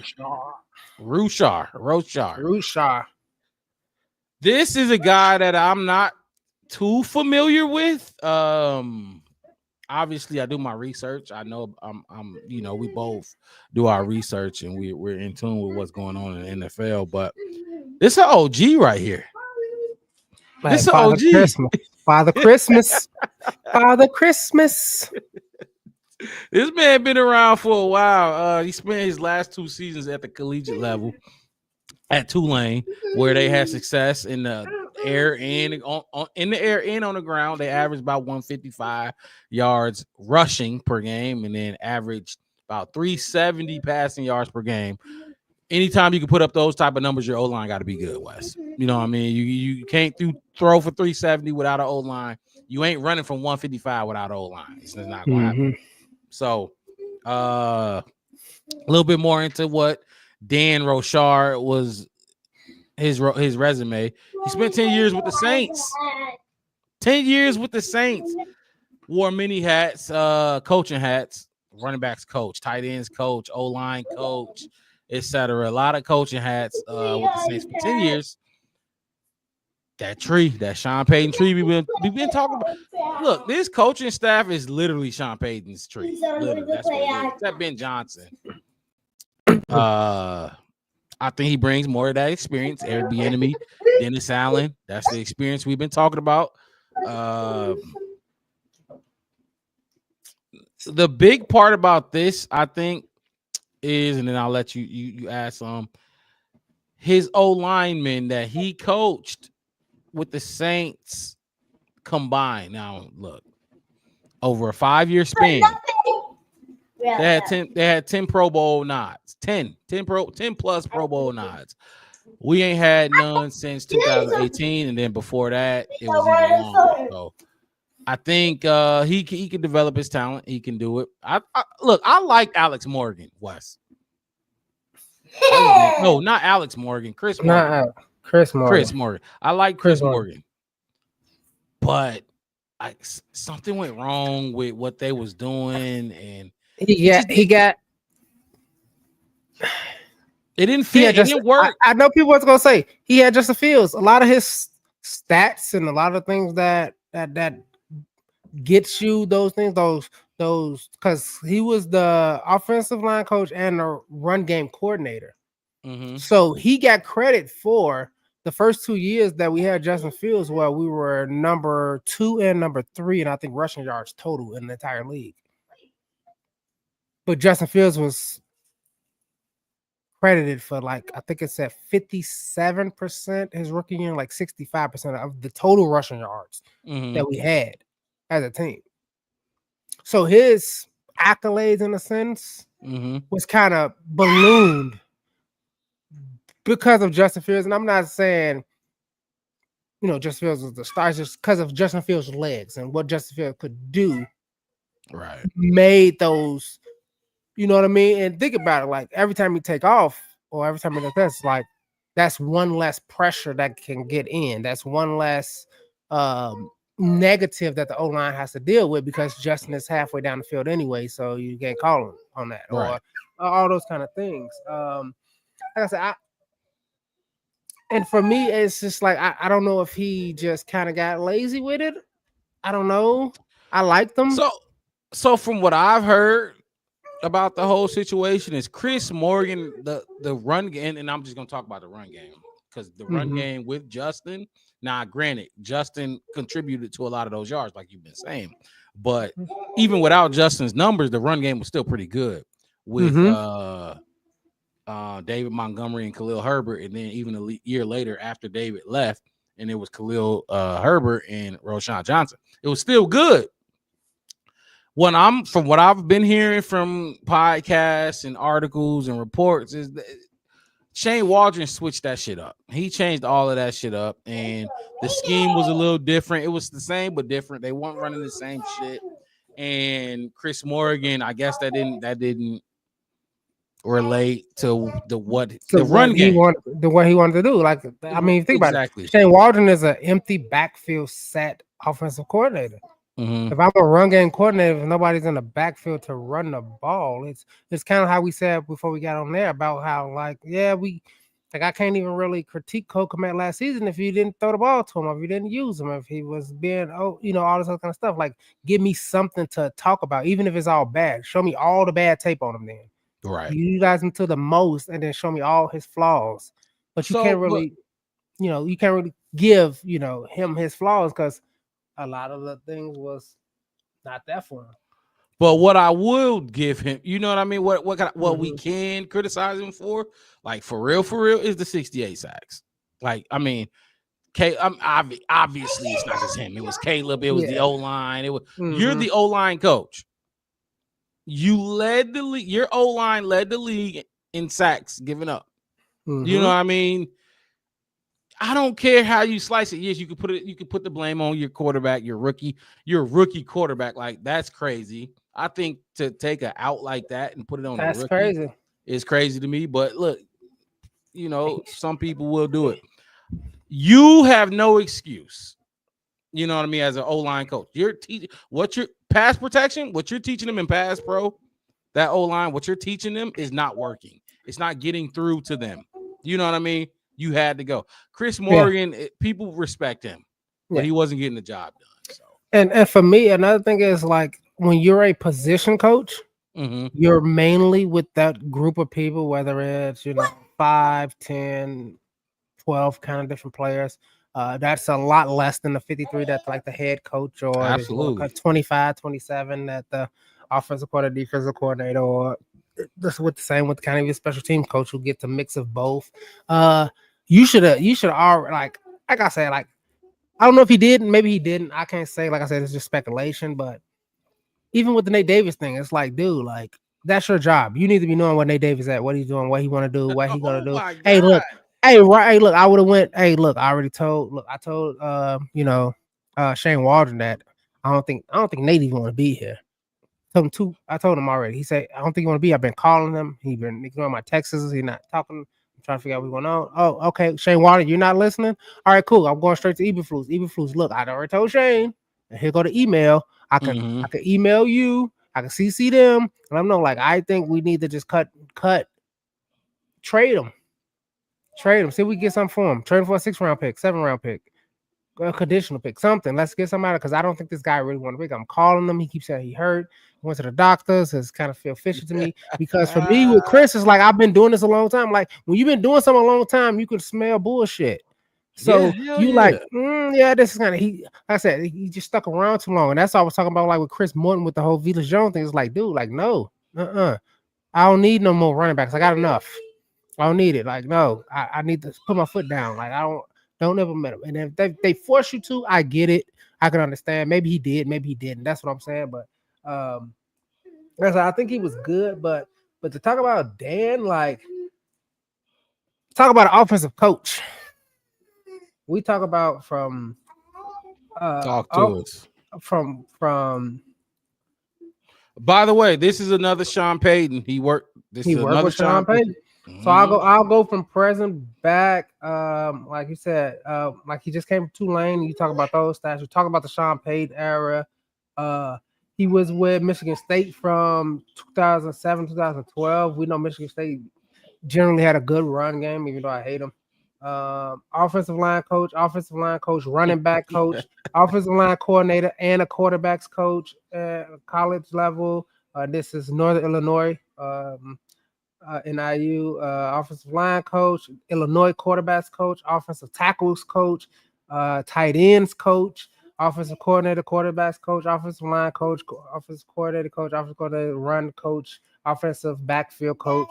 So when you talk about somebody who understands, that's broke. Sorry, she broke her dog head. Sadly. I'm sorry, it's gone. I'll have to try to fix it later. Sorry. Go in your room and get another one. Anyway, but with somebody, I mean, like I said, Dan 65, 64, gonna be 65. Got a lot of offensive side of the ball experience. So I recall, like Mark was just talking about how it's a lot of YNs and a lot of youth in this offensive side of the ball, but we got somebody who was a quarterback coach. We got somebody who was a quarterback. He was a quarterback coach in 1994. So he, like he go back. It was a running backs coach in 2003, offensive line coach, tight ends coach, running back coach. So he is straight OG. Like he's OG, a straight OG. offensive. He done coached every group on the offensive side. From look.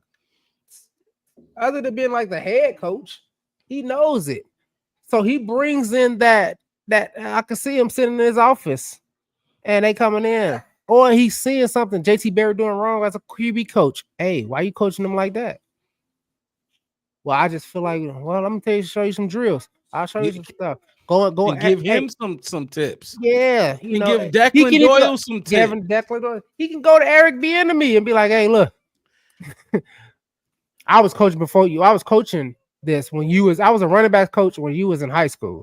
I'm finna tell you something, like that, and that brings that kind of experience. Yeah, like chill. That look, they don't like we chill on that. Dial it back a little bit. They might receive your coaching better if you do it like this. With EB, with Eric. Yeah, and it gives somebody that the offensive players can kind of go to. That's not just Ben Johnson. Like, hey, Dan, Eric tripping. Hey, Dan, Antoine tripping. Hey, they tripping. Go to the go to, like I said, go to Father Christmas and see if you can get a gift. And see what it is. Like I said, and that brings that experience. And then on top of that, Dan Bourne, Clinton, Iowa, went to Northern Illinois. He's a Midwest guy, so he knows what it means to be a Bears fan. Maybe he was a Vikings fan. Maybe he was a Packers fan. Maybe he was a Bears fan. Maybe he was a Lions fan.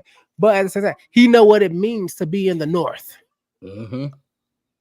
And like I said, a lot of his coaching was, he did Rhode Island, Ball State, Butler, and this, but coached University of Illinois, Northern Illinois, Michigan State.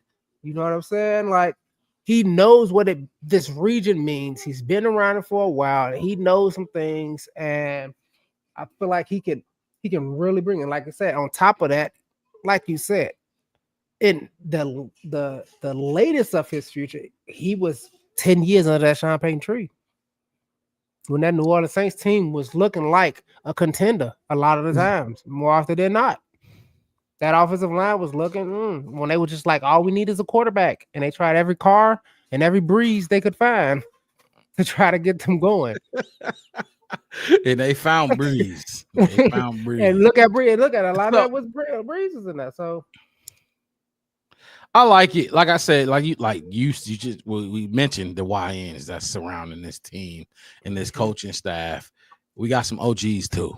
You know, you need them. You need some OGs to keep them and guide them. Another thing I want to add with him, just based on the actual work he's done when he was with the Saints. 4 years, his old lines were top 5 in sack prevention. Top 5, 4 years, and the Bears ain't been top 5 in sack prevention going way back to Jay Cutler, before Jay Cutler. So he did it 4 times with the Saints, just to put out, you know, some of his actual work and the results that he got from some of the coaching he's done. Dan Rochar, what would you give this a grade?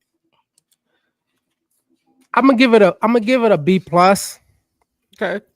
I'm gonna give it a B plus. Actually, you know what? What's up? Yeah, no, I'm gonna give it a B plus. I'm gonna give it a B plus.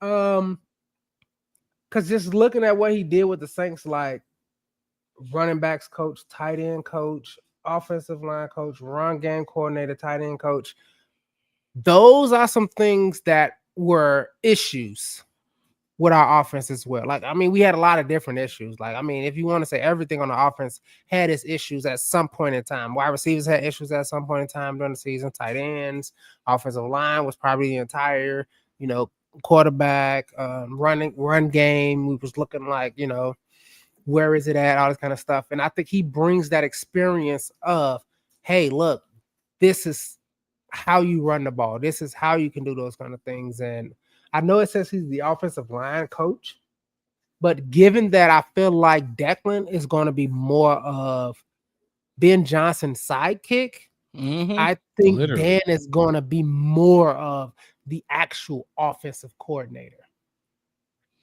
when it comes to a lot of things too. I think it's going to think, and I like how a lot of these coaches kind of overlap each other in a way as well to build a decent staff. A group that can work together and because, like you said, they overlap a little bit, it'll help because they specialize in the same things, so to speak. So you going with what was your grade? What grade did you have? B plus. Okay, I'm gonna go with a B. I'm gonna go with a B. It would be B plus, but like I don't know, Dan. You know, I don't. This is one of the few coaches. Like, I know every coach we talked about. I've heard of them, seen them play, seen them coach. You know what I mean? This is the only one I don't know. And so I'm gonna go with B. Otherwise, he'd probably be a B plus too, just because Chris Morgan, his time ran out here. So okay. So look, I'm thinking we got one more main coach, and that's the D-line coach. But like I told you in the green room, and I could pull up something. I can find something real quick, but I forgot. You know what I mean? I looked right over him, and I didn't have much on him. But I'm gonna let you tell us a little bit about the D-line coach, and then we're gonna jump into these free agents and turn it up a little bit. What's his name again? Jeremy. I mean, yeah, Jeremy Garrett. That's his name. I'm gonna spell it that way. Jeremy Garrett. Yeah. And then just look at your your private chat when you can. Whenever you can. Just pull it up. Whenever you can. But now you keep going to Jeremy Garrett. And this is the D-line coach.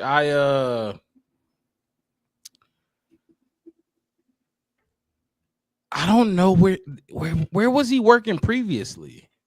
All right, so let me give you Jeremy Garrett real quick. Let me pull up my Jeremy Garrett screen. So 2020 and 21, he was the assistant defensive line coach for the Browns.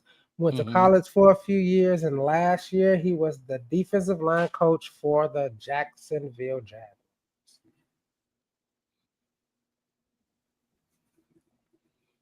D line for the Jaguars. my what's his I was look. name? I was trying to Allen. see. Josh Allen. Josh Allen was over there. Josh Allen. Okay, so all right. Keep going. Let me see. I just want to get into some stats here. Pull up these so I can have it. 1 second. So let's get into some Jim. So he was the, like I said, defensive line coach for the Browns, 2020 to 2021. In 2020, they was 11-5. From what the Browns? What years? What were the years with the Browns? 2020 and 2021 is what I got here. Okay, and I'm used to the Browns. He's only been there what 1 year. I'm used to them having some good D lines. They had some good D line. Like I said, they made the playoffs his first year there, 11-5, 1-1, 8-8 the next time with Jacksonville. Obviously, Jacksonville this past season only went 4-13. I can't really put that all on the defensive line per se. Let me see what else I got. A couple windows open for him. This is, I think this is my Jared Allen stuff. Okay, let's scroll down a little bit. Like I said, okay. Coached at Ole Miss. He was the Jaguars last year. Obviously, they didn't finish how they should be, but in a season, they only had 35 sacks overall. Not a lot to jump off the page as far as that. Biggest success came when he was with the Liberties and with the Browns. Obviously, they was third in the Liberty was third in the nation with 41 sacks, and in Cleveland, Garrett worked with pass rusher. This is what I thought. Myles Garrett in 2020, and saw him receive both All-Pro and Pro Bowl honors in that year.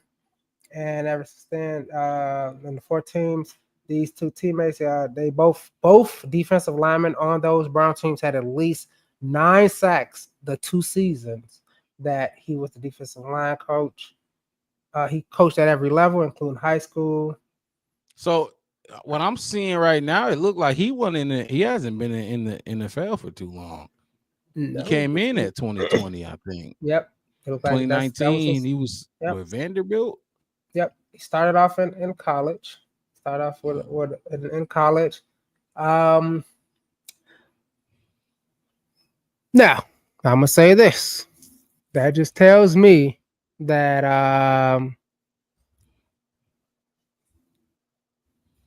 think they're gonna try to go get Myles Garrett.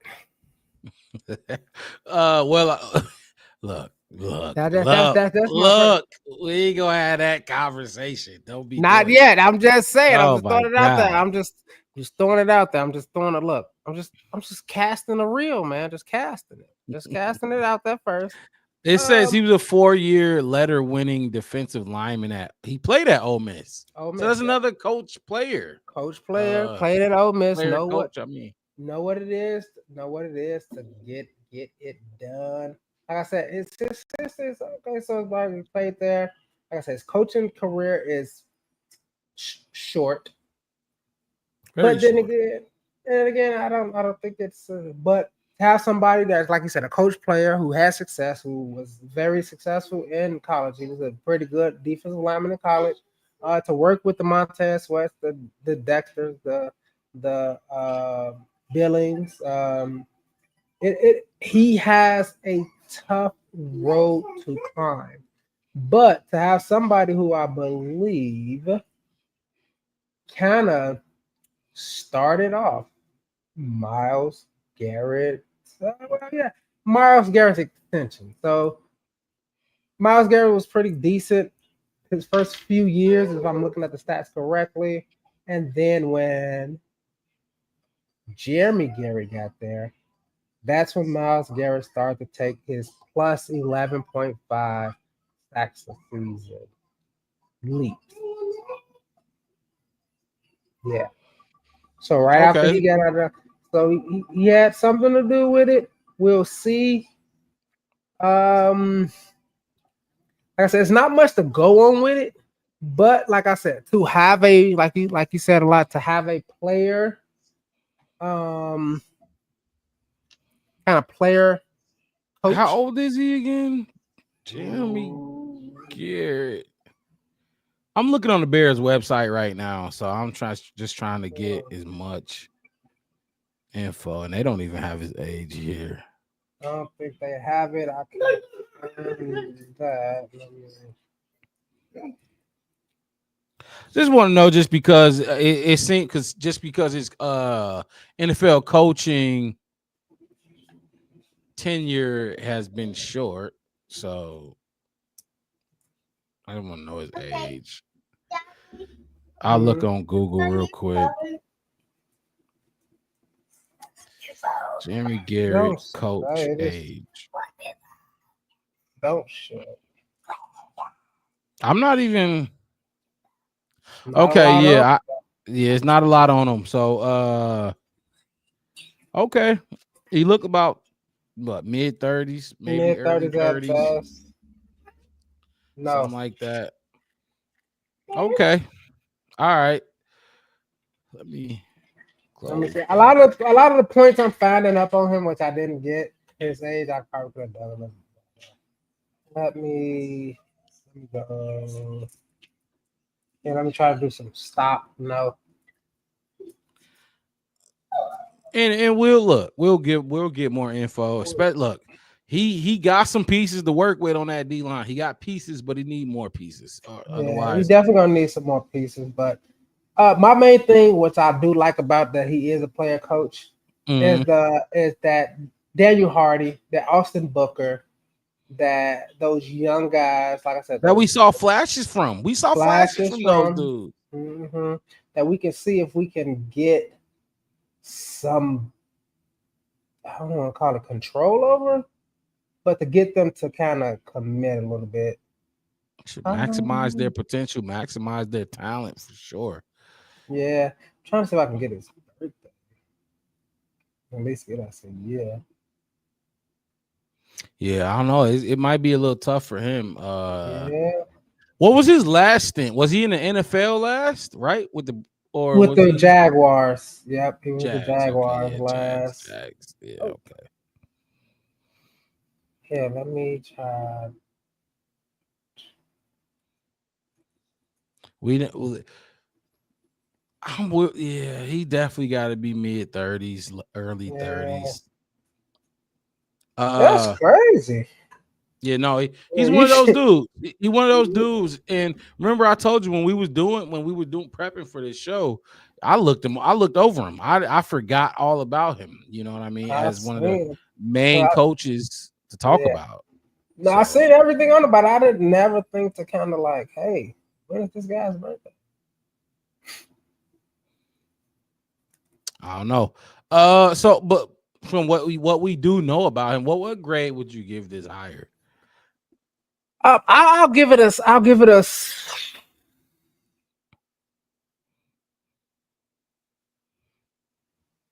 Jeremy Garrett.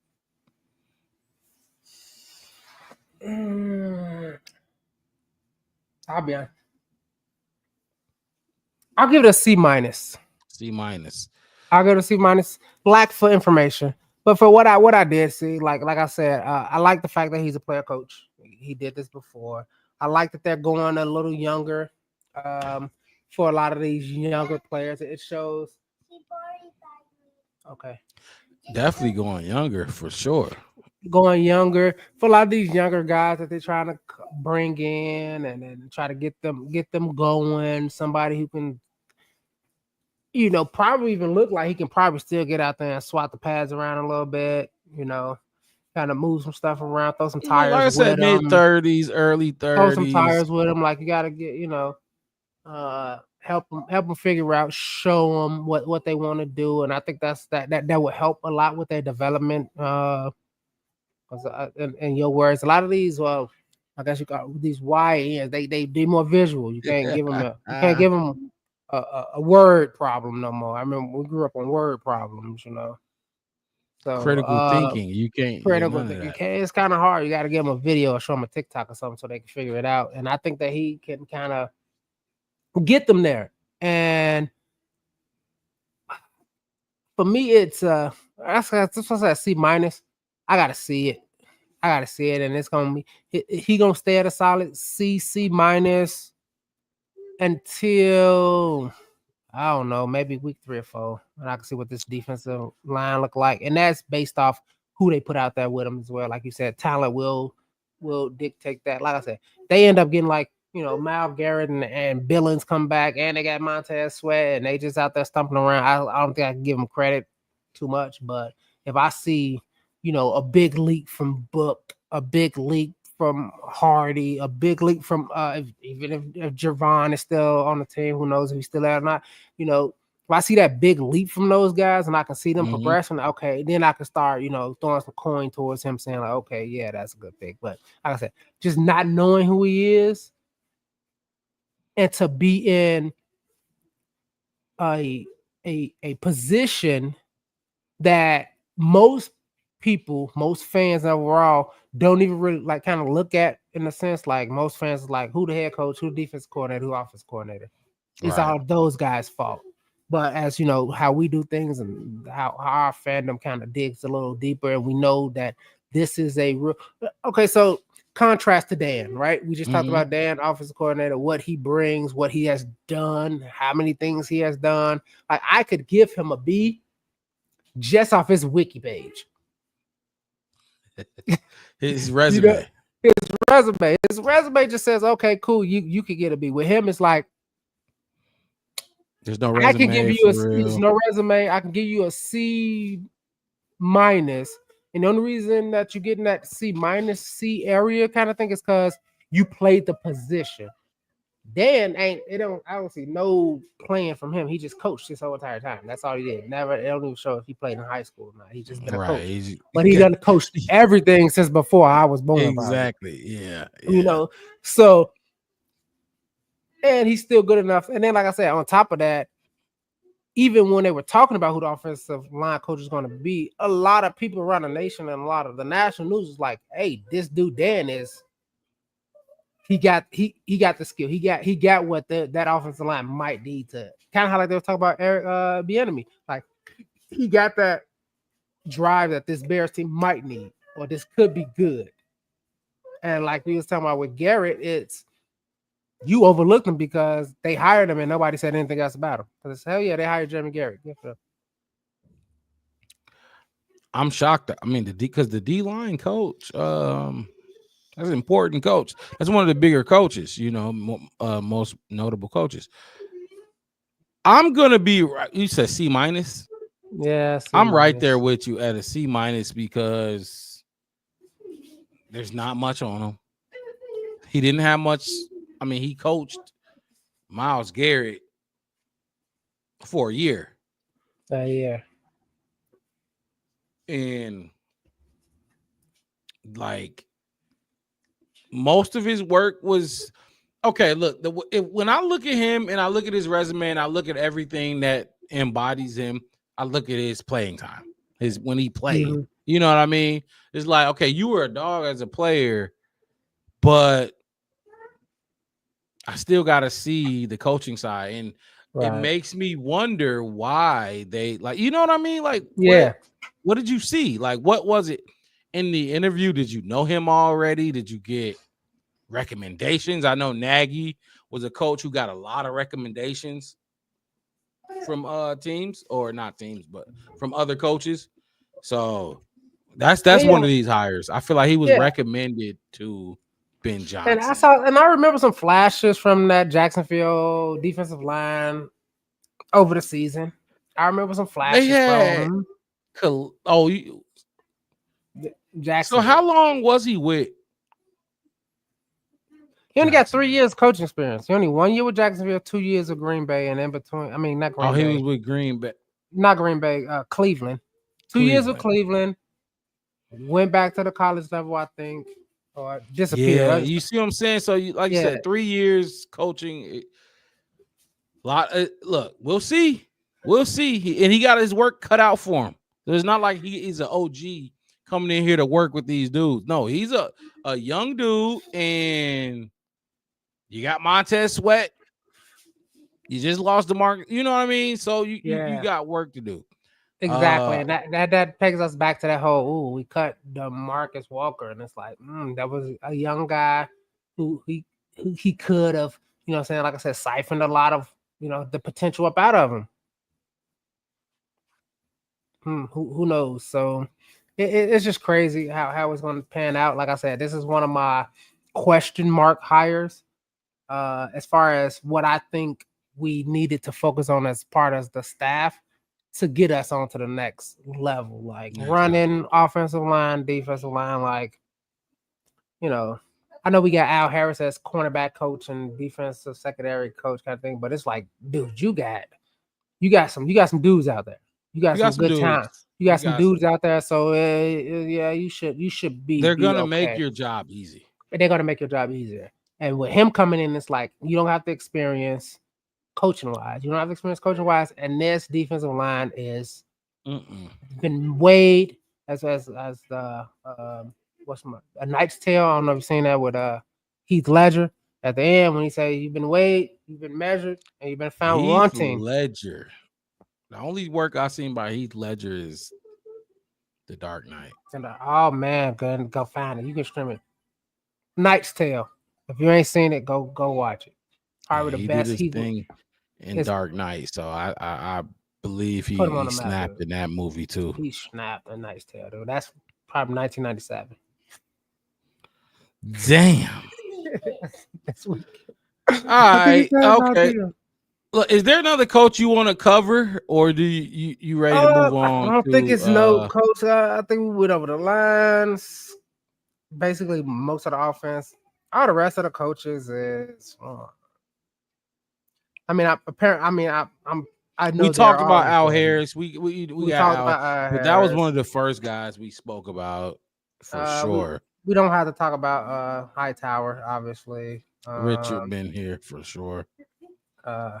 I did want to get where is he at? I'm looking at the pictures because I screenshotted all of them.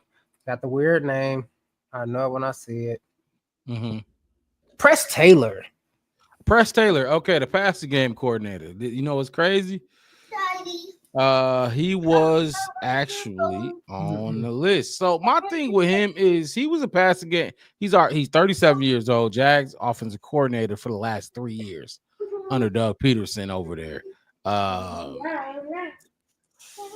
Oh man. Look, his first year with the Jags was he had a top 10 offense. He has called plays. So, he's a passing game coordinator, but he has called plays. He took over play calling for the Jags, and the offense got worse. He won a Super Bowl with the Eagles. 2017. I think that was Nick Foles' year, right? Yeah. He was actually credited, and this is probably one of the biggest things that pertains to him specifically. He was credited with the Philly special. They gave him credit for that, bringing the Philly special to Philly. The Nick Foles touchdown catch or whatever. Yeah. I think I like it because of the creativity that he brings. You know what I mean? You're not coaching anything. You know what I mean? This is what Thomas Brown was. We hired Thomas Brown as the pass game coordinator last year. And there were times at practice where Thomas Brown, this is on record, the players have talked about this. Thomas Brown was in pads as a DB. He was being a DB in pads as scout team defense type thing, having fun out there. That's what Thomas Brown, that's the position he held last year. I do like the creativity in his brain. He won't affect much. He's a pass game coordinator, just the title. He will draw up a lot of plays, a lot of crazy shit to send to Ben Johnson. Ben Johnson gonna look at it and be like, you know what? Out of all these 30 crazy ass plays you drew up, I might take that one. You know what I mean? Yeah. You see what I'm saying? But I mean, it's fine. Like he's just an assistant coach. Yeah, no. The reason I brought him up is because when they brought him in there, a lot of people, and especially in the meeting, they oohed and awed of exactly He got what a you lot were of saying. experience. I mean, he was an OC Of for his 3 years. So of his experience and, like you were saying, his creativity of what are we gonna see from this Bears offense? Like, is he gonna draw up a Cole Kmet to DJ Moore touchdown play in the red zone? Is he's gonna do a double, like come up with some stuff that Ben Johnson, like you were just saying, like, oh, I like that triple sweep, or like you said, like the Philly special and all this kind of stuff. And we look at a lot of these teams with even that's with, I the mean, we bring up unique plays. the A lot unique of unique plays or the, plays. a lot of stuff. Who knows? He probably they probably still had on a piece of napkin in his office when he left Philly. That was the tush push. Who knows what they can do. But what I do like is they're bringing in, and the reason I like Press and what they're bringing in behind Ben Johnson is this idea of you're gonna do everything. You're not just gonna be a show and go receiver. You're not gonna be just a catch and yak, mid level. This is our mid level. Whenever we need something 7 yards out, we're just gonna keep going to Keenan because he's that guy with the hand. Right. Everybody gonna be doing everything. Everybody will be doing it. You don't know who we going to You on don't this know third who down. on this This third and down. 5. We might, like I was saying, we don't know. Might be a Cole Kmet to DJ Moore for a first down. It might be hey, look, it might be a Braxton Jones is eligible as a receiver. He run a jig right off the middle and catch a 3-yard pass. Like all of these things to win what football really truly is. It's the game of inches. As long as you constantly getting yards and inches and enough of them to keep moving those chains, you're going to win games instead of having this decades and decades of this daunting, unappealing, every 7 years big play. I mean, besides Devin Hester or besides the defense, I mean, offensively, I'm speaking. And that's not even offense either. So even just with this offense, like, man, like I'm thinking like we can go to Jake Cutler and a lot of these people in these plays, and even Justin Fields' legs running and these kind of things. It's like that was a highlight play, but like play the immaculate reception that's gonna go down for 40 years that everybody gonna still be talking about for 5 You're gonna remember it. You gonna remember. We ain't really got none of that since like 85. And if we got one of those, then Yeah, like I'm about to say all we remember is the defense from 85. right. So coming out with that and just having that, like, I think the most honestly, like trying to keep thinking and thinking and thinking. And the most creative thing I've seen in recent memory, and I would say since Mitch left, and I know it was probably beyond that, is the fake punt recovery that Blackwell ran back. That when they thought DJ Moore caught the punt and it actually went to Blackwell, and that was against Green Bay, the last game of the season. Fucked everybody up, including me and the cameraman and everybody else, because I thought DJ had the ball too. I didn't even know that the punt went the other side of the field, but it did, and that's cool. Nagy, I'm trying to think. Nagy ran a lot of crazy shit. He was like, remember the headline in 2018 because we were 12-4. It was like Mm-hmm. Matt Nagy and the Gadget Factory. Like that was his thing. Like it was like Yeah. Willy Wonka and the Chocolate Factory. Yeah. But it was Matt Nagy and it was like headlines in the papers and shit like that because he was drawing shit up. But not to that extent. Not that. You know what I mean? He was just bringing Chiefs plays over shuttles to tight end shuttle passes to Kelsey or in that case Trey Burton. It was Tom Brady's Statue of Liberty play that he did like I think 3 straight playoffs in a row. Right. You know, hey, like Ben Johnson, fake fumble, stumble bump, whatever it is, stumble bump, what you know, those kind of things. It's like okay, stupid name, by the way, stupid name, dumb name. I don't know why they call it that, but they just call it the fake fumble, fake fumble pass, whatever, all those kind of things. But that's all gonna kind of go in the flea flicker category, you know. Yeah. It was a trick play. But I think with this, I want to see trick plays, but I also want to have some of those, you know, headlines, Chicago Tribune headlines, like boom, this is what is that play called? Oh, it was the C-dub step. Oh, that's what Caleb, you know, like something to give this offense that energy, that thing. And on top of that, to have that defense just wobbling back and forth. Like, I don't know if I should lean left. They don't know what's gonna come.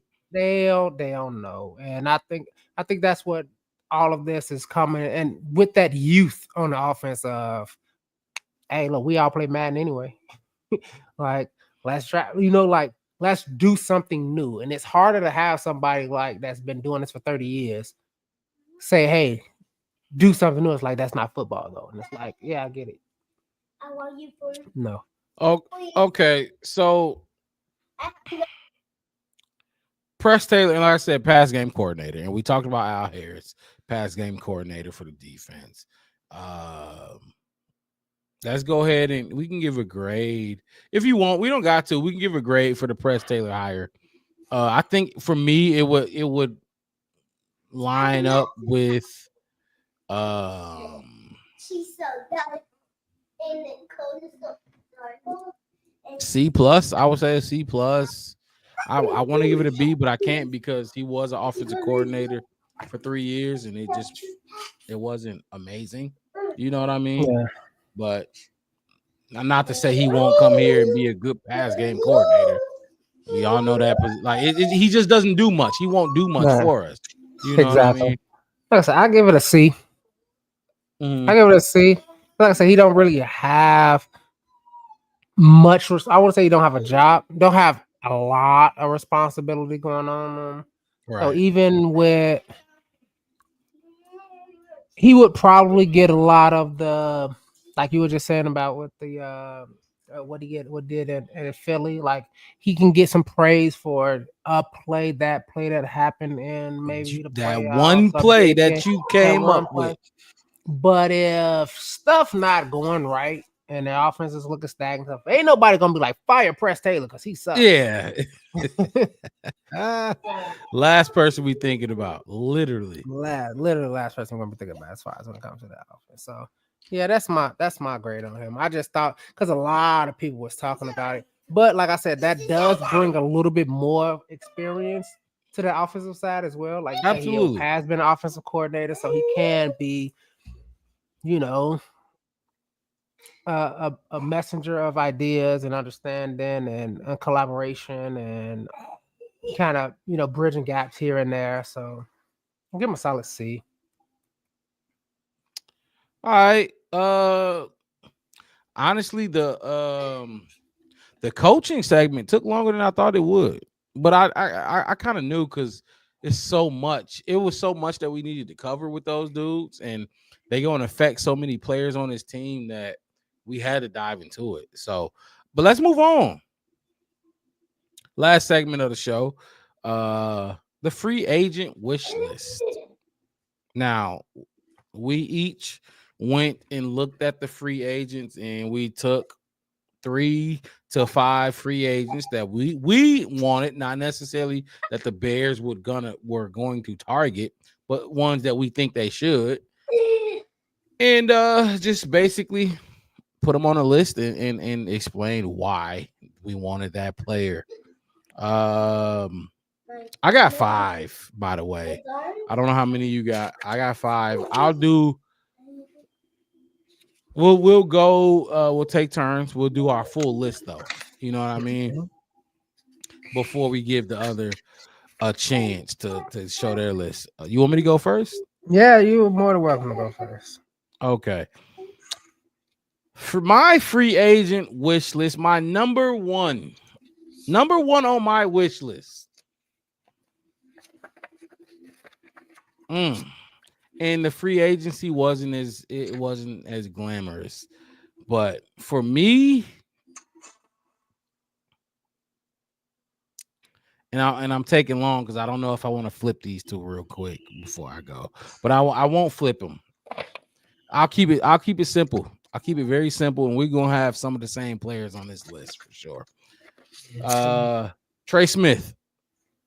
Trey Smith is number 1 for me. I had him number 2, but I put him in the back at number 1 because let's stop playing games and let's stop. You know what I mean? Let's stop with the antics. You know, first year Pro Bowler this past season. He was the first year. It was first year as a Pro Bowler. He fell in the draft because of injury. Former 6th-round pick. He was a 6th-round pick. He is still 25 years old. Most likely, we're gonna have to overpay for him. Most likely. You know what I mean? He's a guard. This is a guard. Kansas City Chiefs. And I told you before we came on air, I didn't like how he did in the Super Bowl. It didn't look. It left a bad taste in my mouth. But we got to do it. You know what I mean? We ain't spent. We've had cap space for the last 3 years, 2-3 years, and we ain't really spent it. We got to go spend it. We got to spend that money. Trey Smith is number 1 for me. I think he is projected to get. I seen some people say 25 million over 4 years. I seen some people say 20 million over 4 years. He also did not allow 1 sack last season. Not 1 sack.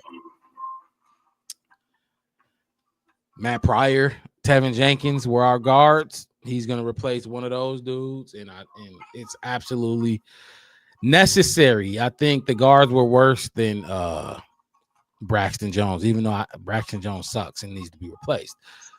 Number 2, Drew Dahlman, center for the Atlanta Falcons. He played for the Falcons the last 3 years, actually. He projected to make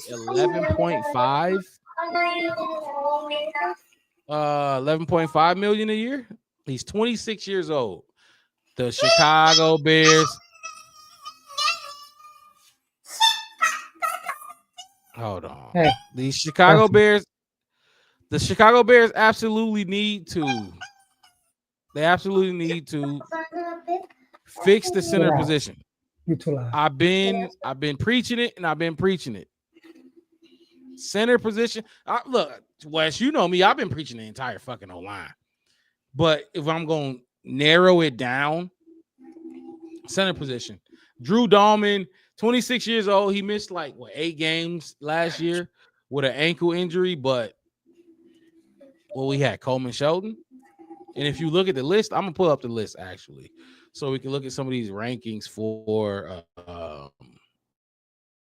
the free agents out there. But that is my number 2, a center. Give me a center, 26-year-old. And just because we signed him, Wes, does not mean you don't draft a center in the draft. You know what I mean?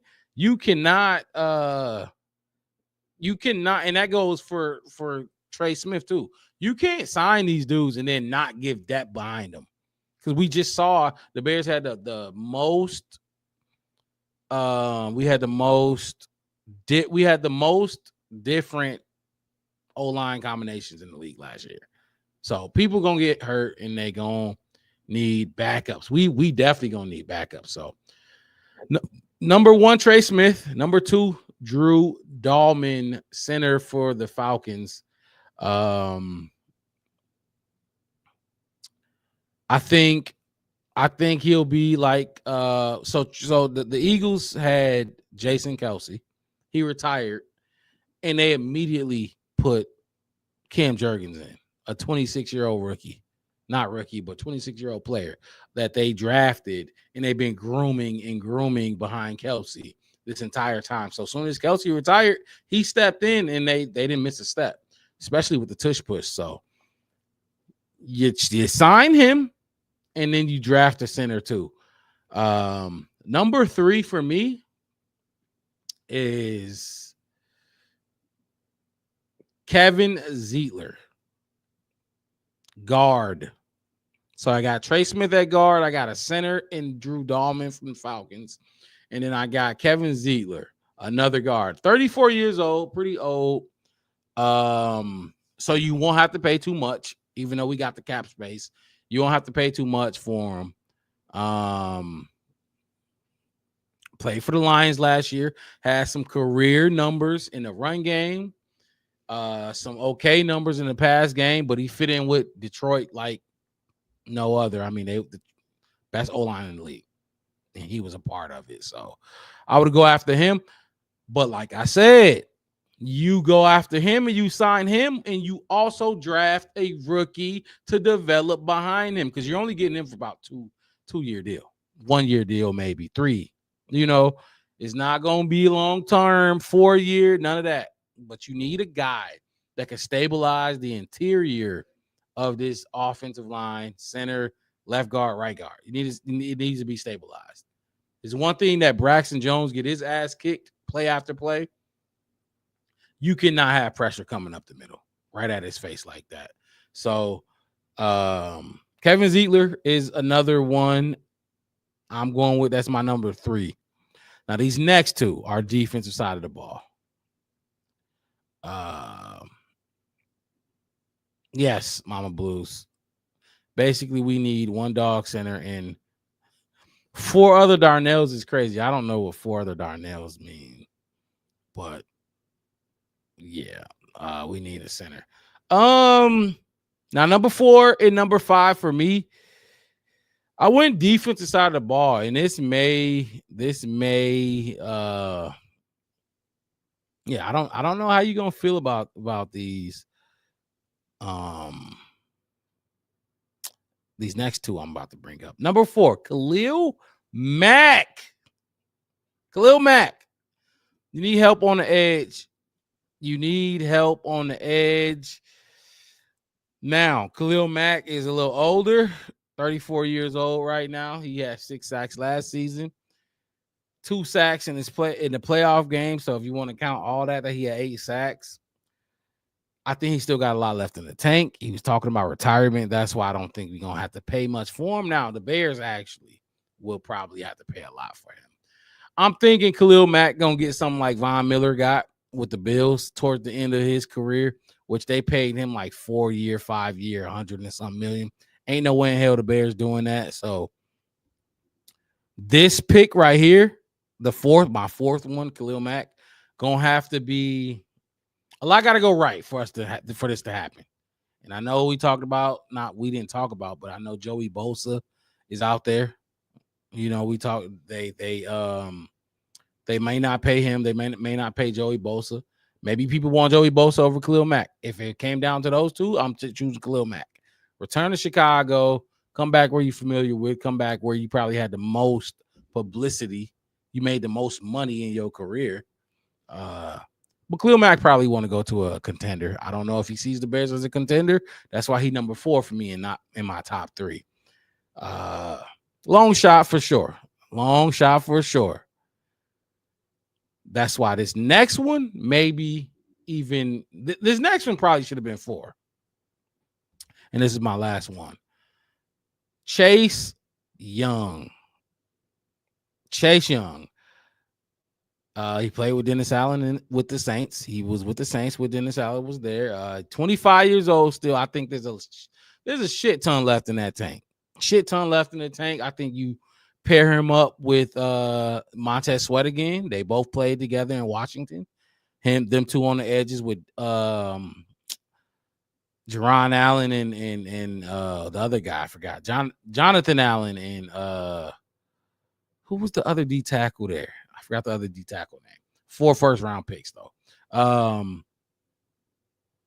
Pair him with Montez Sweat. You ain't gonna have to pay him too much. Like, okay, so let me take a step with Khalil Mack. You probably gonna have to pay him. You're gonna 2 years,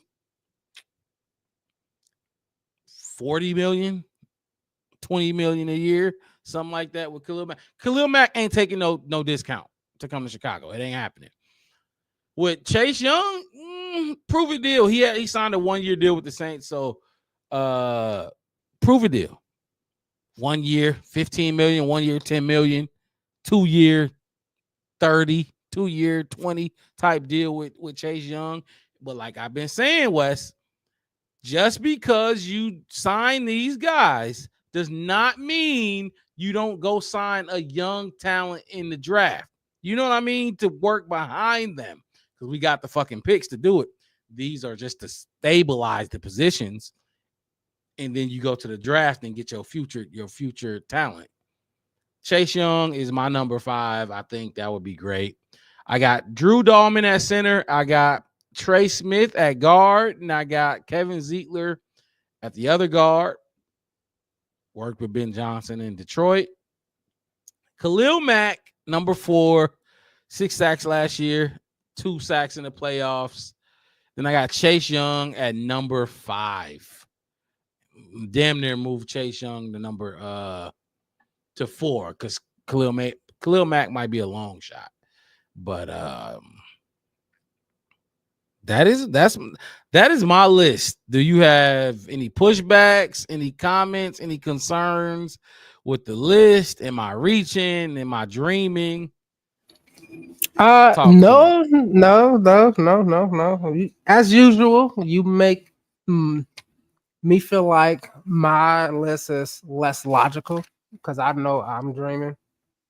But hey, why not? It is your wish list. It's my wish list. But no, a lot of those guys, I mean, I'm not knocking none of those guys. I have a couple of those guys on mine at different spots. So yeah, I mean, I'm with it. If your wish list came true, I wouldn't be mad if mine did. Okay. You see what I'm saying? Okay. I see. I could take your wish list as a plan B to mine. So I'm gonna just get it to mine. I'm gonna try to pull up this. Yeah, jump into yours, and I'm just gonna try to pull up the list, the free agent list. So why you pull it up? Boom, there we go right there. Okay, that was my list. No, just playing. It is. So obviously, well, I mean, this is guards. That's the number 1 guard up there, Trey Smith. Yeah, that's my number 1. Okay. That's my number 1. That's ahead. the number 1 goal. That's how you start off free agency. You might have to pay a little more. I don't think you could probably pay a little less than most people think is what more might be. You could probably get them for 23. What's that? What's your number? I was saying like 23. Save a couple million just to say, hey, look, we're building this team out because we guard. That's a lot. I mean, that's still a lot. My whole thing is like, it's still a lot, but it's not what everybody else is expecting. Like, I think negotiations can be had. And it's some, he's young. You can get him some guaranteed money on the back end, some other incentives, all the kind of stuff, to kind of finagle it, just in case. Like I said, he a guard, lineman injuries. Like, hey, look, we'll put in some clauses in that way. We'll still give you your money, even if something happen later on. Other things, but anyway, does the Super Bowl, his Super Bowl performance make you think way? No, I don't. I don't think it'll make me feel a way about him. It just, like I said early on, like in the beginning of it, it just shows that how that entire team was not ready even early on in the season to win a Super Bowl. They just had the coin fall on their side of it more often than not, and it got them there. And people could talk about referees and all that kind of stuff too, but they just was, you know, they just did what they could to get by instead of doing what like the Eagles did in the playoffs, the Lions was doing all season. Like a lot of these teams were doing, like even like you're saying, Washington and Detroit when it came to the playoffs, and you've seen it with the Cowboys last year against Green Bay, and like a lot of times once you get into that, you gotta be ready every single week. There's no weeks off, especially when the playoffs hit too. On top of that, so the playoffs hit, you gotta be ready. Everybody gotta be ready, and if you injured or people ain't ready or everything like that, then you will have a situation where you will lose that match because they came and they said it all week, and the Eagles said it all week. Like, yeah, we know what they shooting for and all this other kind of stuff, but we know what we are. We know what we're gonna do. We know what they want to do to us, and we have plans and we have everything ready for whatever the Chiefs is going to throw at us. And on their side of the ball, I mean, on the Eagles side of it, they just had way more ready for the Chiefs than the Chiefs had for them. Now, like you said, he ain't allowed no sacks. Even if, you know, he allowed 3 sacks in the playoffs every week up into the Super Bowl. One. I'm saying even if he did, it's like, 17 straight weeks with no sacks allowed. We need that. Like we were talking about earlier. Upgrade. It's an upgrade.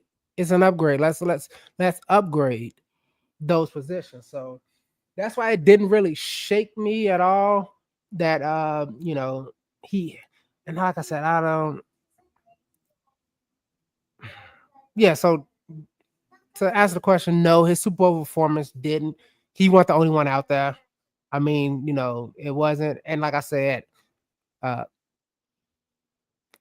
was for the Patrick Mahomes. He was out there a little skittish too, moving the pocket, making it kind of harder for them to kind of get into a rhythm as far as blocking and all that kind of stuff. And like I said, that Eagles defensive line was coming hard and they was coming strong. Those 4 dudes said, we don't need no help.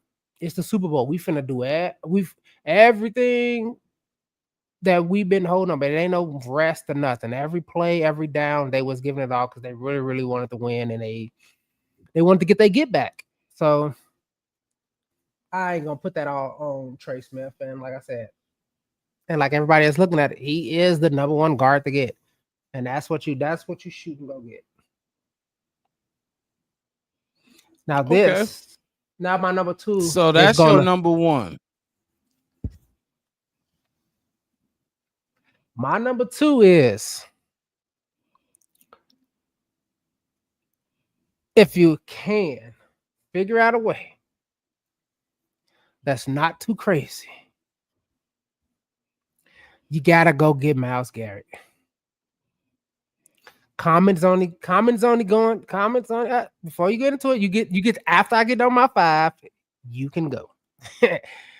You gotta at least be in it. Like, at least, hey, we offered this. It's too expensive to not go get. You gotta, and just say, hey, look, they pay, because even if we try to pay over, and let's say the Bills say we're gonna go over, it's like, okay, cool. I could understand that much, but like people were saying, Pose, they didn't pick up the phone and talk to Jaden Daniels, or they didn't bring him in and work him out, and blah blah blah, all this other kind of stuff. You gotta go out. That wide net thing that y'all did for the coaches thing, you still gotta go out there and see what you can get. Like, and I'm not saying, you know, give them, you know, all your future picks and spend all this ton, like everything, but put a reasonable package on the table. Because, and this, the reason I'm saying this is because if I'm Ryan Poles, one of the big questions, and everybody's saying it, and I hear it when I read the articles and I listen to it's the biggest question about Ryan Poles is, can you actually draft? Can you evaluate talent?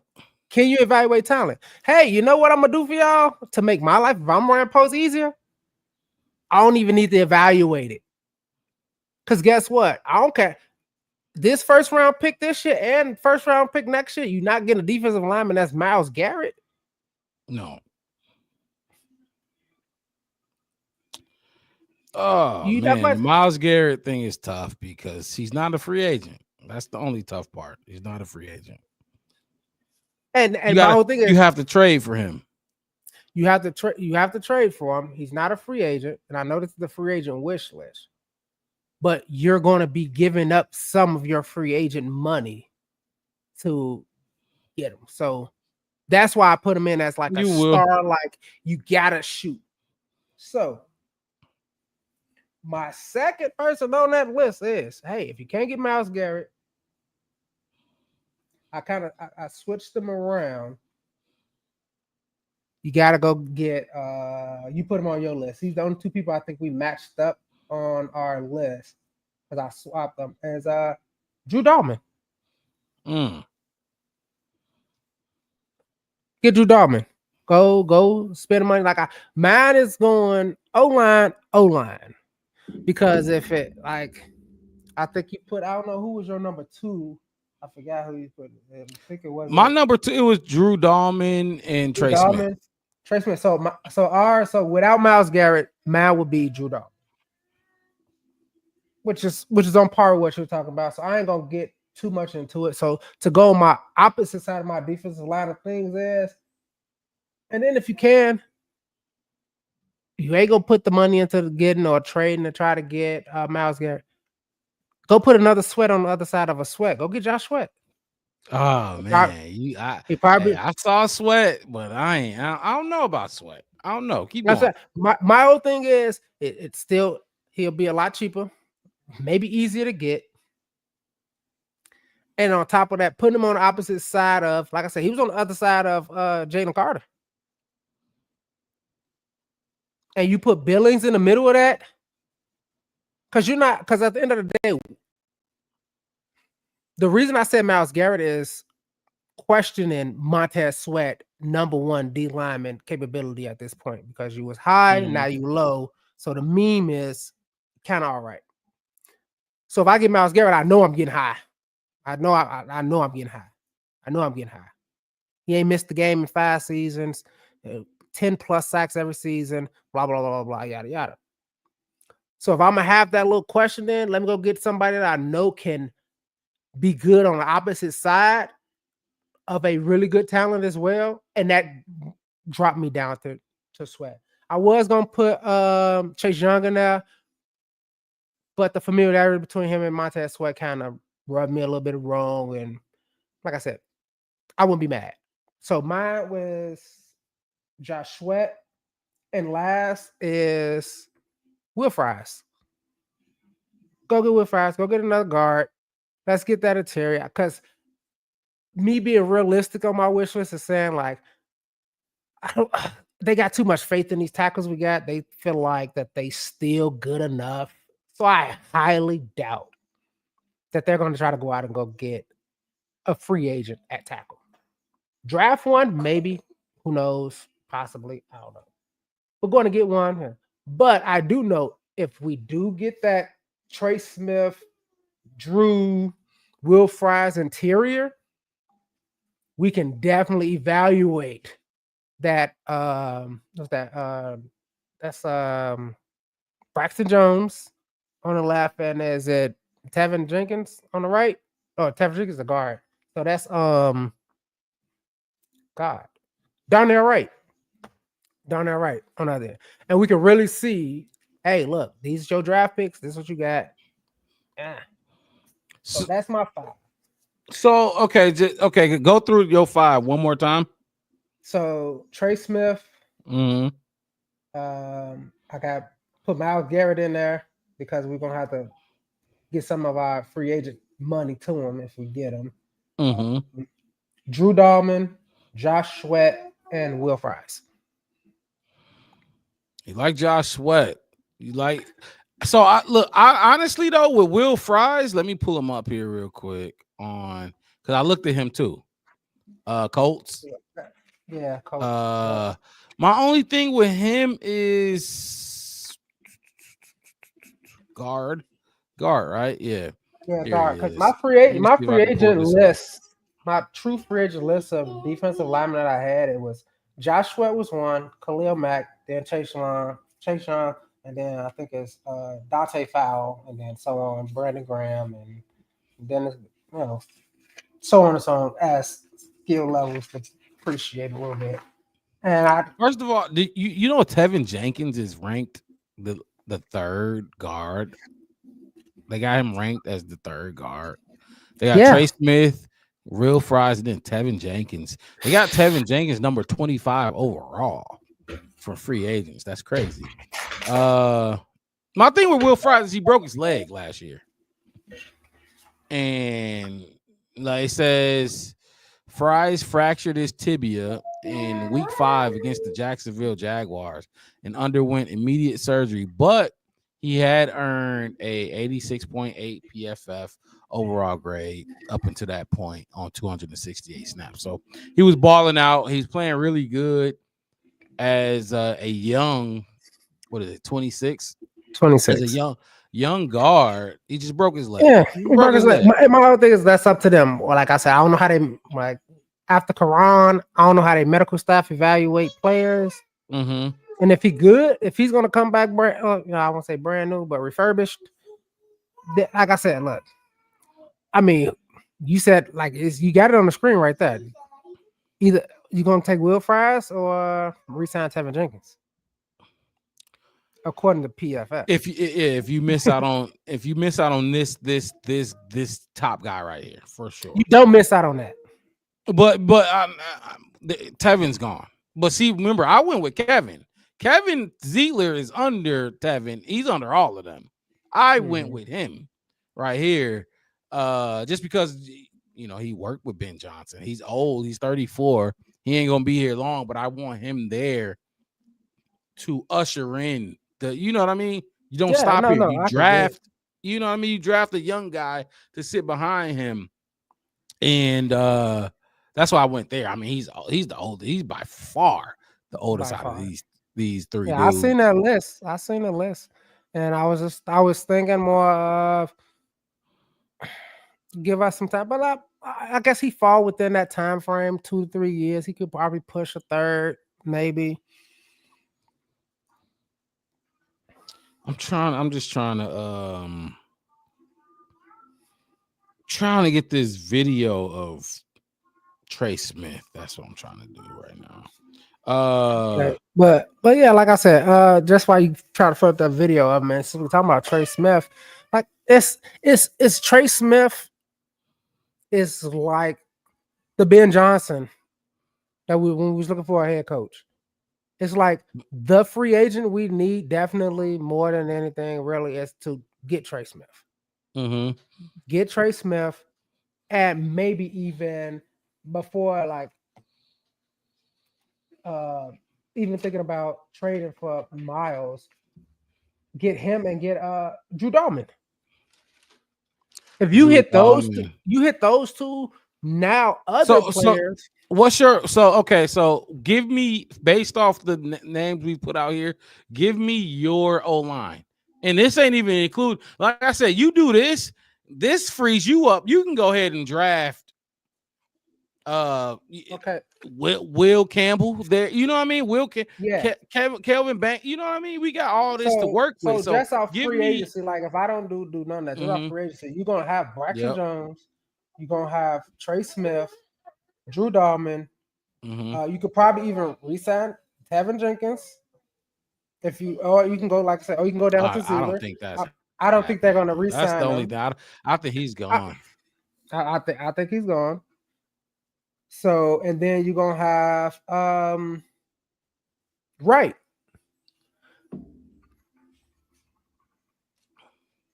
So even if you get Ziegler, Braxton, because like I said, Braxton Ziegler / Braxton. Is that Ziegler / Tevin? Yeah. Okay, and then Dalman, and then Darnell Wright. And that's not using no draft picks. So, like I said, you can still go get Will Campbell. You can even take another. Got a lot of wiggle room. You got a lot of wiggle room. You could take another edge high in the second. You could take another lineman in the second, and then in the third, you can go get Scatterboo. And then I'm ASU down here. Go get Scatterboo. You still want to get a running back, and then get a receiver later on, and a safety, a corner, and all that kind of stuff later on. But like I said, you gotta put it. Like I said, for me, you gotta try to put a package together, and for Myles Garrett. Myles Garrett.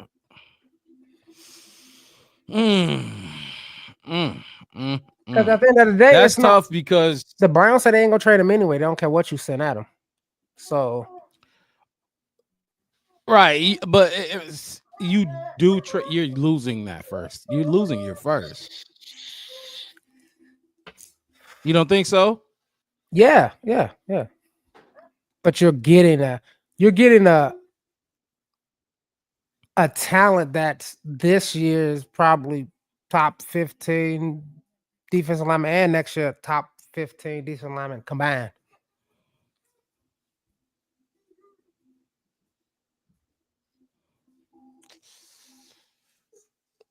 I like the list. I like the list. My only thing is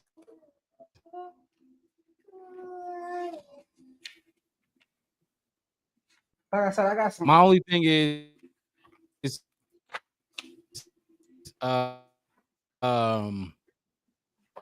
say what? No. Shut up. I want your phone. No. I'm not playing my. My only thing is gonna be tough to pull that off to get Myles Garrett, and you know what I mean, to do anything. I feel like we get Myles Garrett, it's gonna be like Khalil Mack. You know, we got Khalil Mack, and we didn't have a first round pick for the next whatever. I'm not against it. I'm not against it at all. I would, if you can go get Myles Garrett, I think that's going to turn that defense back to what we were in 2018 for sure. But think about it, that's that defense with Caleb Williams, not Mitch Trubisky. Yeah. What do you okay, what direction would you go if we couldn't get the center? Ooh. If we couldn't get Drew, I could pull up the centers if you want me to, but if we couldn't get Drew, the one other one I saw was the Colts guy. He's older though. The thing is that this free agent class, Wes, is other than the like wide receiver. There's wide receivers up in there that you can go get, and like running backs and shit. We're not doing that. Not in Chicago. We ain't. You know what I mean? We're not going that route. There's not that many centers. I think there's only like 3 centers that's free agents this year, which I mean, this is another thing that goes towards Poles. He should have. I think they said it was like 13, 14 centers drafted last year, and we didn't get one of them. And now there, you know, like that you should have got one, at least one. But this free agency isn't like amazing. But we know this, Wes. You know, we know O linemen and D linemen. Like, if you're good, if you're really good, you're not hitting free agency. You know what I mean? You're not getting there. And when we get to free agency, we know you're gonna have to overpay for the players that you're getting. Like we overpaid when we hit free agency last. We overpaid for Tremaine Edmonds. Yep, we did. We absolutely did. But that's the price you got to pay when you do business in free agency. I'd say we overpaid for. He's about Ryan Kelly. Ryan Kelly. Yeah, that's his name. Ryan Here Kelly it for the is. Colts. He's older, but he's stout. You know what I mean? You get what I'm saying? Kind of like Yeah. Zietler. You will have to draft a center behind them to develop. And that's the goal, to start developing these players so we don't got to shell out all this bullshit money for players in a free agency. Now, you do for one player, two players, but we trying to fill a whole 3 O linemen and then go get, like, you know what I mean? You don't want to Yeah. really be dealing with that shit. Right. So And that's like I said, that's the only other one I could think of. Zealer is good. Zealer, like Ryan Kelly's the other one. I was looking at Bradley Bozeman. How did I pull up my? The only thing is from like who did, the Chargers. okay. And like I said, his biggest aspect of his game is that he's an amazing run blocker. Like he can run block well, but his pass game protection is where he lacks, which is I would prefer it to be the opposite. Would give me a better, like if he was a great pass blocker, but his run game blocker was kind of you need to work. Mm-hmm. And she poop on my room. Okay, go clean it up. Iffy. Yeah, it's iffy. It's like the whole point is Caleb, and if it's that. But yeah, Ryan Kelly. But Ryan Kelly, I mean, Ryan Kelly, he's only 32 though.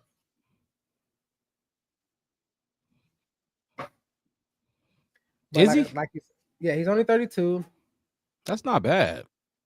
I mean, he's It's getting not there. bad. He definitely He's getting there. there. But no, you a slight knee injury, which is definitely. smaller injury than No. the one that I talked about with like Will Fry. But and then that's another thing, is it somebody that we can get that could, and I know a lot of people hate it saying, but is it a guard we can move to center that played center that could be good at center? Where's the napkin? A guard. And that's when you go get those versatile You need these players. So me personally, I don't want to. I don't want to either. I don't want to move no guard, none of that to center. That's why center was my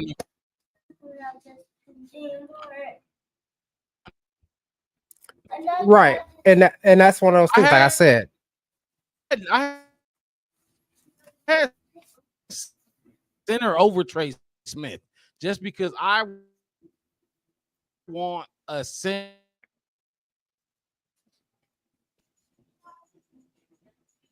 Am I lagging? Yeah, he's lagging a little bit. Yeah. But yeah, no, that's why I said, like, outside of like my list, my wish list, like I said, Myles Garrett didn't fit the criteria of it. But going into the draft after free agency is over, that's what I would like, to think that'll make the draft easier for pose instead of questioning every move and every step. And I was just thinking of in that manner. But that's why I said mine it's Trey Smith, and then I don't know why I keep want to call that man Dale. His name is Drew. It's Drew Dalman. You go get Trey Smith, sign him, then sign Drew Dalman. So you're on board with the. So what if Trey Smith wants 25? I think that's what we expected. Okay. If somebody else want to give him 27, it's like, okay, we try it. Like obviously you have to have plan B, C, D, and all this other kind of stuff. But that interior, other than, like I said, if he's talking, if they say like, oh well, this team is offering 26 mil, blah blah blah, this kind of stuff, in the middle of that negotiation, I would go give Drew Dalman an extra $1 million and bring him over, and then be like, okay, well, we got our center. So do you want this 25? You want to be a part of history? You want to be, great, because that Chiefs ship now, if you think about it now, especially since they lost, it's can y'all even get back there?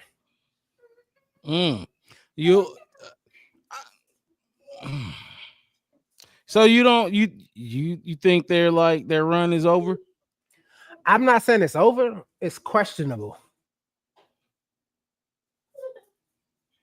They can't run it back with the same team. So, do you want to? I mean, they're about to lose players. They're definitely about to lose players. And on top of that, and then you finna lose. All right, I'm just saying, like they could probably upgrade, downgrade, whatever. But it's like I said, questionable because who's gonna come in, what they're gonna do, how they're gonna spend, what they're gonna look like. Is the roster gonna look upgraded when they come back, or are they gonna be, one of those teams? Because like you said, outside of that, when it comes to, like I said. So let me ask you this then, and this is like kind of like pivoting a little bit. You don't like the Khalil Mack, Chase Young. Chase Young, 2 year, 20 million, 10 million a year, maybe 1 year, 10, 15. I don't know. I'm not opposed to it.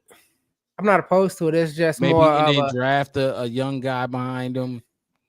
It's just my whole thing. I feel like we got young guys behind them. We got young guys. For me, it's I mean, I guess Chase Young kind of makes sense with him and Montez Sweat in Washington, kind of thing. Bring Khalil Mack. Obviously, I'm all for that. It's just more of is that going to impede? Khalil is yeah. Is that going to impede like as long as like I said, if we could I don't want to play. I don't want Austin Booker and Hardy. I don't want them to play this year. They shouldn't be playing this year.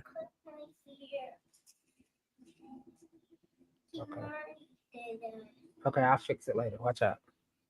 If that makes sense. I don't want them to.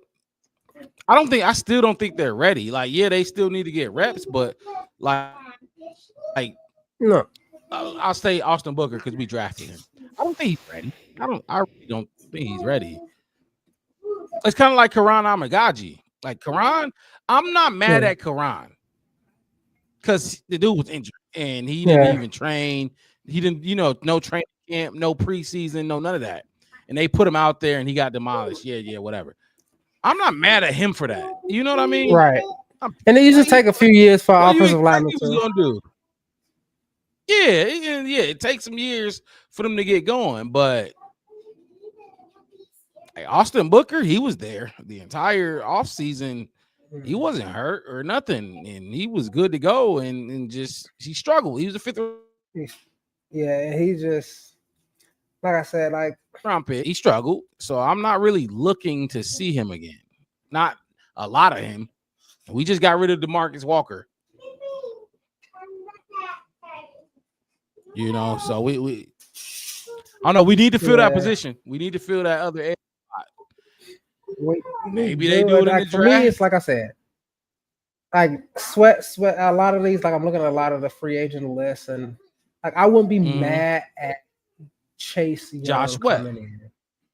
Josh Sweat. Oh, you wouldn't be mad? Okay, yeah. I won't be mad at Chase Young. I would. You had Josh Sweat. My thing with Josh Sweat is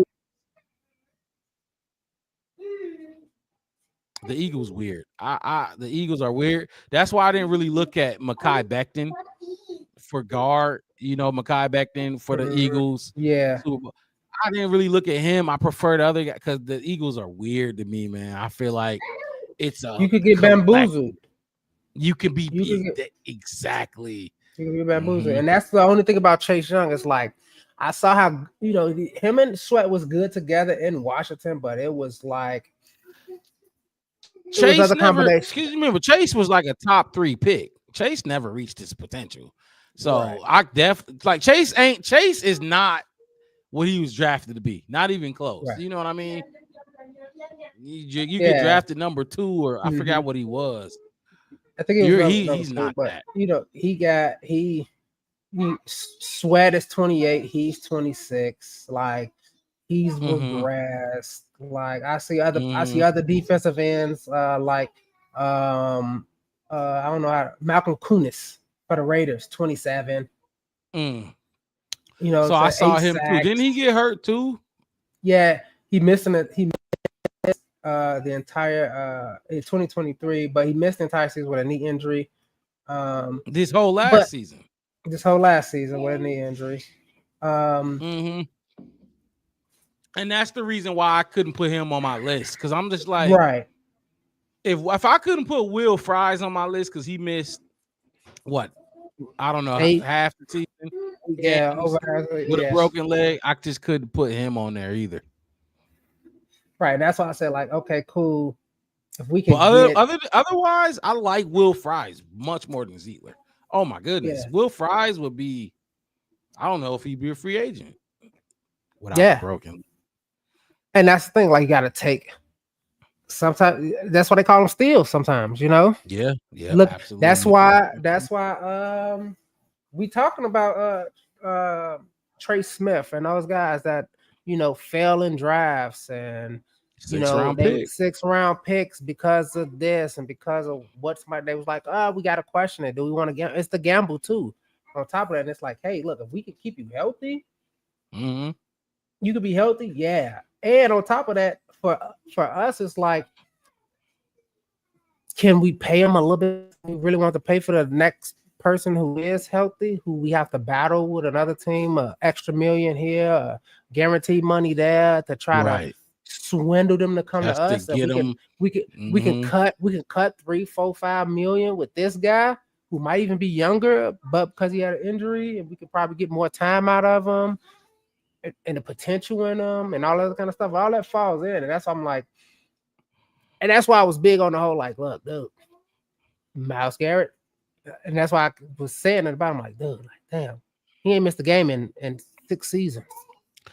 I just the thing I would love to have Myles. For me, it's kind of like when we were talking about who were we talking about going to? I forgot who we were talking about going to get somebody, and I'm just like, it's just unrealistic. I think it was Mike Tomlin. We didn't even really talk about it. We didn't talk about it. We just you know what I mean? It was just because a quick.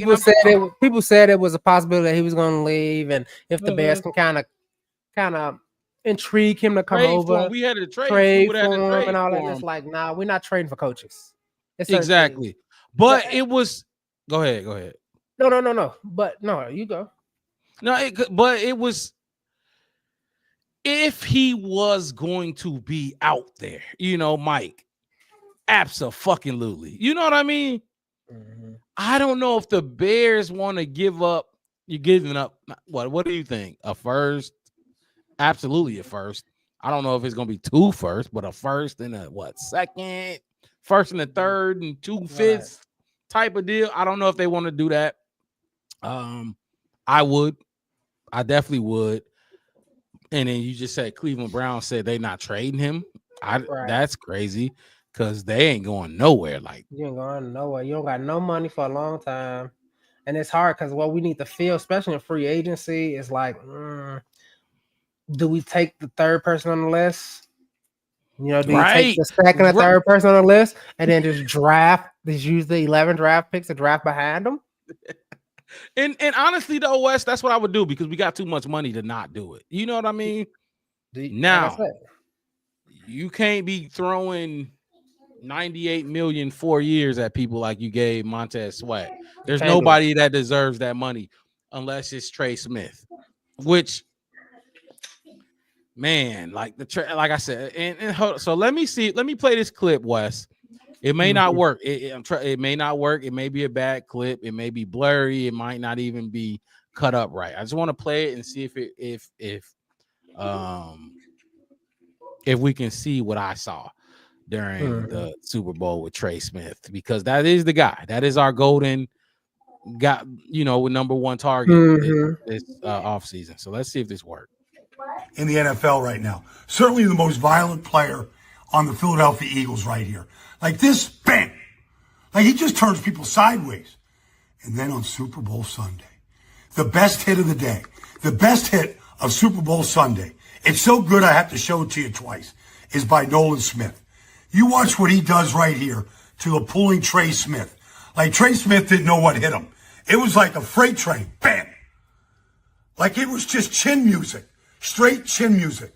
You watch this hit. This is violence. This is how you play the game. Snap!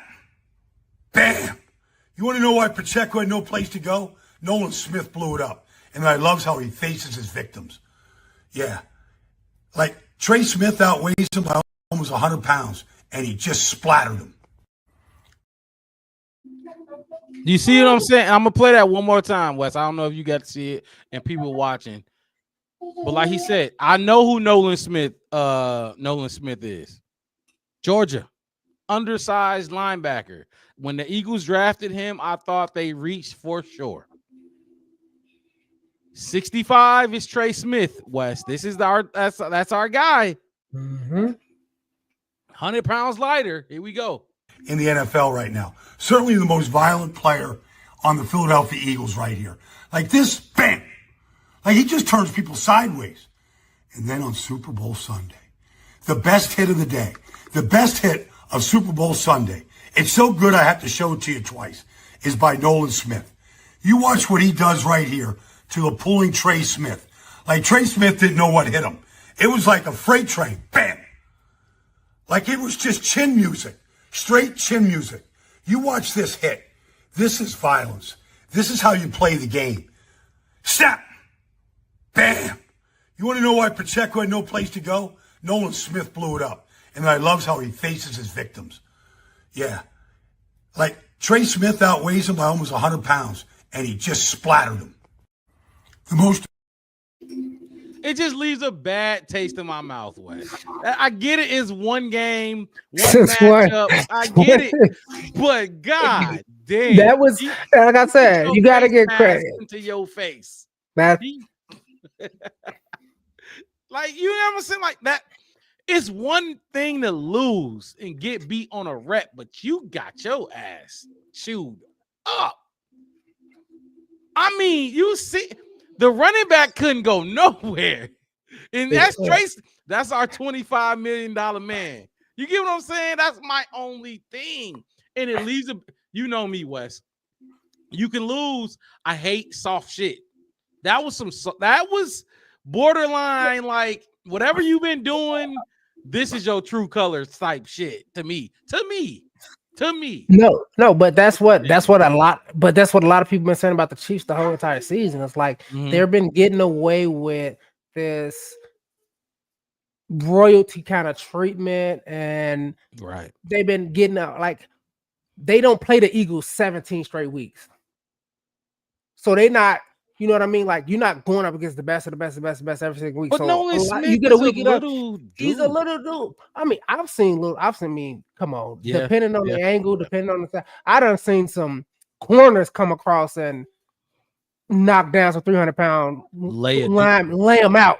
Who looking back for the running back? Oh, you're right. Pulling. For sure. So I get it. And my whole thing is, hopefully he learned his lesson. But his overall body, that's what I'm saying. Like, these are things like when it comes to negotiate, you can go in, you can pull these kind of things, and then I can pull my best things. You can talk about more. It's a compliment sandwich. It's a compliment sandwich. You know what I mean? For sure. Hey, you do great. You do great work. But this is this. And in the meantime, we know that you're a great player, but this, that, and third.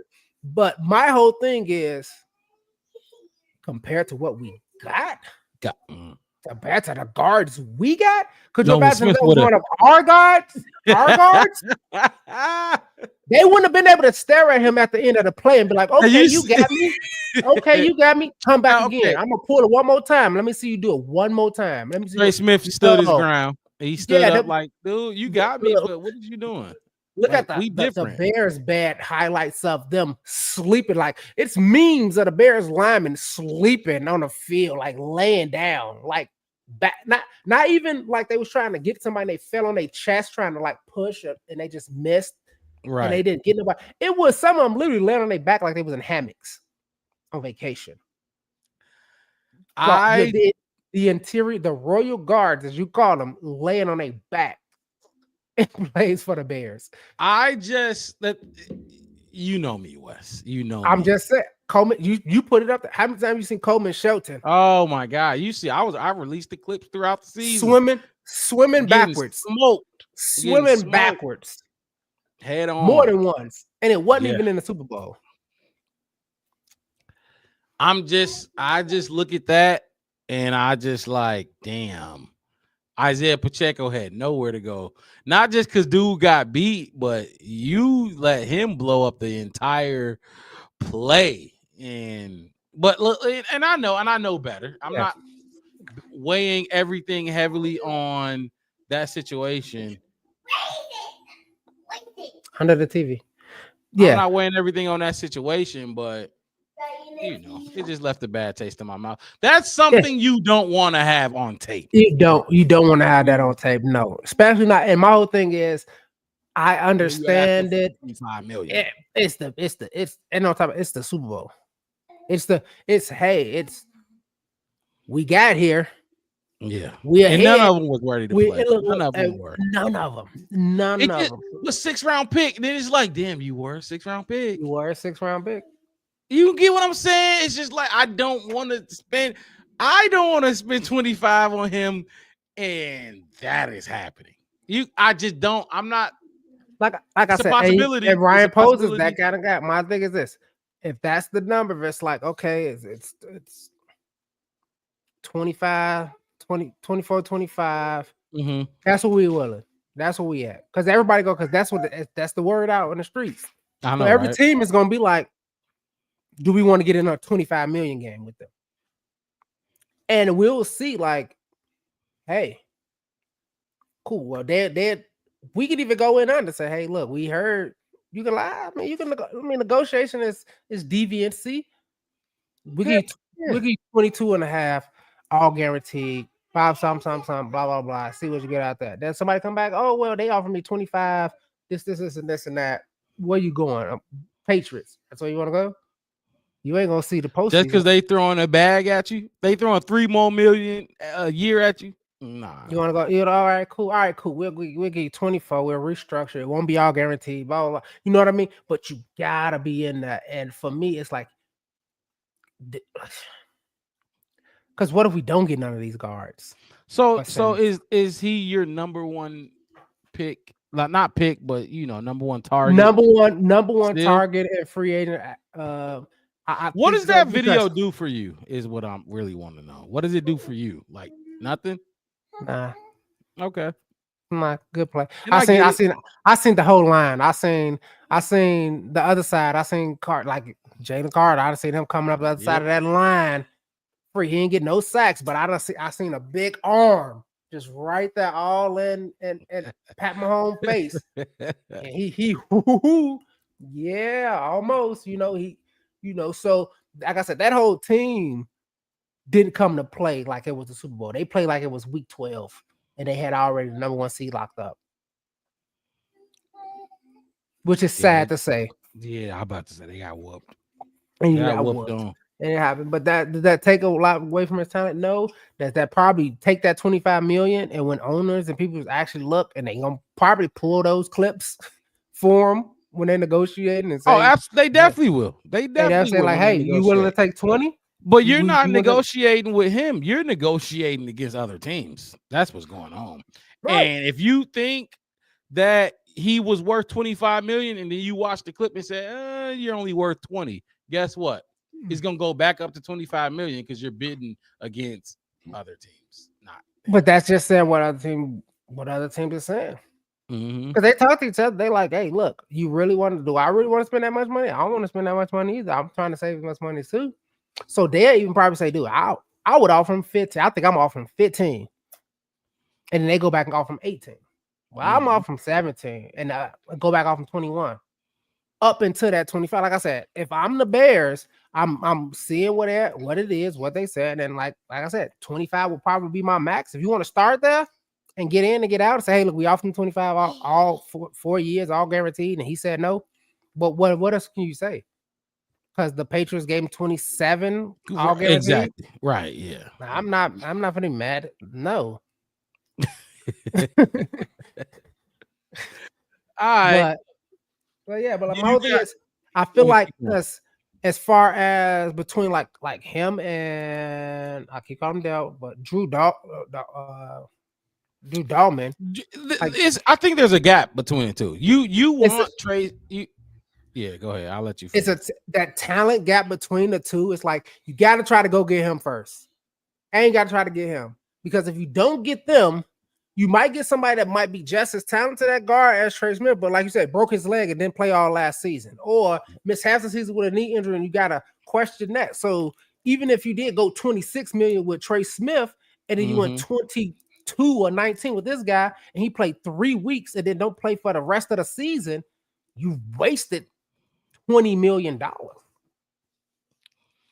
Which in the Bears state right now would be very bad. Oh my God. Oh, I don't even want to think about it. I don't even want to talk about that type of. That's what I'm saying. Like, you get that somebody that's talented, that got the skill, that's talented enough, that shows the longevity. You know they're gonna be there every day. Because think about it with the Nate Davis thing. Like, how much money you pay Nate Davis, and he wasn't even really injured. He just didn't want to play football. Wes, we trying to turn the page and move forward in some things. I'm just using it as a you know better now. You know what it feel like to lose money. I know it. Oh my God, like Nate, it's not even that he's okay. I'm not even talking about his skill. I'm not gonna say he suck or he's good. We can't even get there because you not even playing or practicing or nothing. That's not shit. And my whole thing, I can see if you just he out for the season, torn ACL, out for the season, knee injury, got knee surgery, broke his leg, out for the season. Cool, got it. I think it was 3 weeks. Remember, we was asking, like, is he even on the injury list? Like, we don't even know where he at. He suck is crazy. Yeah. Oh man. So, man. I think getting that, like I said, the most important thing is in free agency is getting that line, getting those pieces in there, especially centers and guards. You have to. That should be your first one. That's why I put Trey Smith up there so high regarded as, hey, look. And like I said, you can still go get Will Campbell. And that's the beauty of this. And I don't want to go too far because Wes, we're gonna have all the draft covered. We're gonna have the draft covered. We're going to have our draft prospects who we want, who you want, who I want, who we think the Bears should get, who we think they will get. We ain't there yet. We definitely almost there. We got the combine next week. On Tuesday, I think Ben Johnson is scheduled to speak. Ryan Poles is scheduled to speak next week, Tuesday, at the combine. First time we hear him speak since the introductory press conference. So, we're gonna hear them speak. We won't cover it until the weekend. We'll cover it that following weekend. And then we got the draft. Free agency is I should have the exact date. Free agency is March. It's in late March. Late March. Like 20... I know the combine is like the 10th or 11th or something like that. Mm-hmm. So I know a couple weeks after that they're gonna do free agency. I mean, I can. We'll get the dates. We'll get them. We'll get the exact dates, and then the people can find the exact dates. But we'll be covering it all. This is when, like I said, we took a few weeks off to decompress and get away from football. But we back and running, up and running, and we'll be going strong. All the way up into the season, all the way up into training camp. We had the Super Bowl is over. Now teams are officially doing what they got to do to be contenders. So I was right. So free agency begins March 12th at 4 p.m. Oh wow. So that's 3 weeks. 2 weeks. That'll be here before you know it. About 2.5 weeks. Okay, we'll cover it. Just like remember Wes, last season? Our first episode was covering the free agent acquisitions, and we obviously had a bombshell Justin Fields trade happen on that same day. So that'll be our 1 year anniversary. Do something special for that show. We'll plan something, maybe do some reminiscing, play some old clips and pour some clips from the show. pull the 5 minutes of when we all found out that Justin Fields got traded at the same time. Pull it up, play it for him so we all can see. Do some stuff like that for our 1 year anniversary of this squad being here, me, Wes, and Devin. But look, you got anything else you want to touch on when it comes to this free agent list? My list, your list. No. People we didn't talk about that possibly could be here. Like, look, Josh, because then you got Hassan Reddick, but I don't think I don't think they're gonna go that route just because of his attitude. Right. And then it's like a lot of these guys, it's like when you start, like I said, right now, I'm not like I was last offseason. Like, I'm not trying to go 4th and 6th down the list. And we are in a different place. Yeah. We in a different place. We don't need 3-star guards, 2.5-star guards. We need, we got those. Stars. We got those. We tried that. We tried that. That. We keep trying shit. Don't work. Like we tried that already. We need to keep this momentum going. And just like everybody said, once the Ben Johnson hire happened, it was like, yeah, you got Ben Johnson. Now you got to keep making big time hires and smart hires and facilitating what's best that's going to be put together. And that's what I'm saying. Like, go get Trey Smith. Go get the top free agent at the position that you need. You got the top quarterback that people wanted, or everybody. You got the number one overall. You got the number no one. Matter what you think about him, you got the number one coach. I know some people wanted Mike Vrabel, but the consensus was Ben Johnson. Everybody wanted Ben Johnson. And go get the top free agent too. Why not? Why the fuck not? Offensive on what you need. You need, and you need an offensive lineman. So go get the top ones at that. Go get the Trey Smiths. Go get the because at the end of the day, it's more of it was the best out there. And other than that, dog, it was the best out there. He was the best. That's what it was. You know what I'm saying? He was the best, if not on par with the best. You can split hairs if you want to, but it's not like when it got, another, Sheldon Coleman or Bill Murray or, somebody we don't, or somebody who was the third string with somebody else. Oh my God. So look, do you think do you think there's too many excuses for Caleb right now at this point? I don't think nobody giving Caleb no excuses though. I don't think so either. I don't think they're giving no excuses. But they not giving him the praise that he was getting last year at this time. I think a lot of people is kind of at that moment of I ain't ready to call Caleb done. There's some people who it is because it's some extremists, but the majority of people are like, I'm not ready to count him out. I still think his career is going to be amazing. It just didn't start how everybody thought it should have started, and we don't think that's all Caleb's fault. I think reality of football smacked a lot of people in the face. Yeah. You know what I mean? With the Bears football. Yeah, and off the field things. And off the field football that matters, like preparation. Like I said, we can go back to the Super Bowl. I'm saying like not even with Caleb though. I'm saying just with fans. Yeah. Like the Caleb fans who expected him to come in here and go for 5,000 is year one. There were those, West. There was a lot of Caleb dudes who thought that he could overcome anything.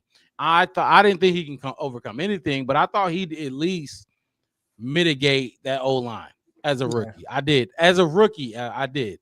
He didn't do that. He couldn't mitigate the issues on that O-line. But he's a damn good quarterback. To me, I stand on that, Wes. I don't care. I watched every game. We both watched every single game. Not every single play. I didn't miss a play. We didn't miss a play. Some games I didn't even miss a timeout. I saw how he drank Gatorade. You know what I'm saying? I saw how many sips he take when he thirsty. Everything to do with the kid, and I still stand firmly on this. The man was special this year for us. I firmly believe that. I've been arguing on Twitter. I've been arguing on Facebook with people who think otherwise. I do. I do. Like I said, I don't think. Like I said, when we cut the pie out and all that kind of stuff, like I think I gave him what 5-10% of the folk pie. Oh, we did do that, didn't we? We did cut the pie out. Yeah, and like I said, I gave 50% of it on the staff because something need to change. It didn't seem like y'all was. It was weird. It was willy nilly. They felt like they do what they want to. Y'all don't take care of y'all kids. Y'all don't whoop y'all kids. That's how I feel. You've been in somebody's house and it seemed like they don't whoop their kids. I had friends like that, best friends who didn't get whooped, and I'm just like, I want to be over here every week. I want to be over here every day. Yeah, and that's what it came down to, and all of that kind of stuff. And then, like I said, a lot of stuff started coming to a head with I'm gonna keep bringing it up. I'll probably bring it up as long as he the GM. I saw some stuff that I thought was questionable, and I didn't say nothing. Should have never said that. I shouldn't have never heard it, and I'm gonna keep saying it. Just stupidity. Eberflus out there trying to be people friends. What's up? What's up? AK-42. What's up? The Canadian Eagle. What's up? Volcano. What's up? Money making R. All that. Nah, I'm coaching. 42. What up? 13. Good play. That's coaching. All you is. That's all you are right now. Because I put another jersey out there. I'll replace Predator. Yeah, Predator. Remain Predator. Who is he a predator? Whoever is his prey got away every single fucking time. He ain't no predator. Oh my God. Oh man. They should have called him the Matador. Hey, literally though. Literally. You were letting way too much. I wish I knew what he called Javon Dexter. No. The desk, because he's just sitting there. He's sitting there. The only time it hurt. This is my thing with Javon Dexter was because a lot of Bears fans like Javon, and I get it. He had his 4 sacks in 5 games or whatever, and didn't do nothing for the rest of the season. Started off great, but when you watch the tape, remember I was cutting that up. I was finding his good. When I watched him play after play after play, I swear to God, he did nothing.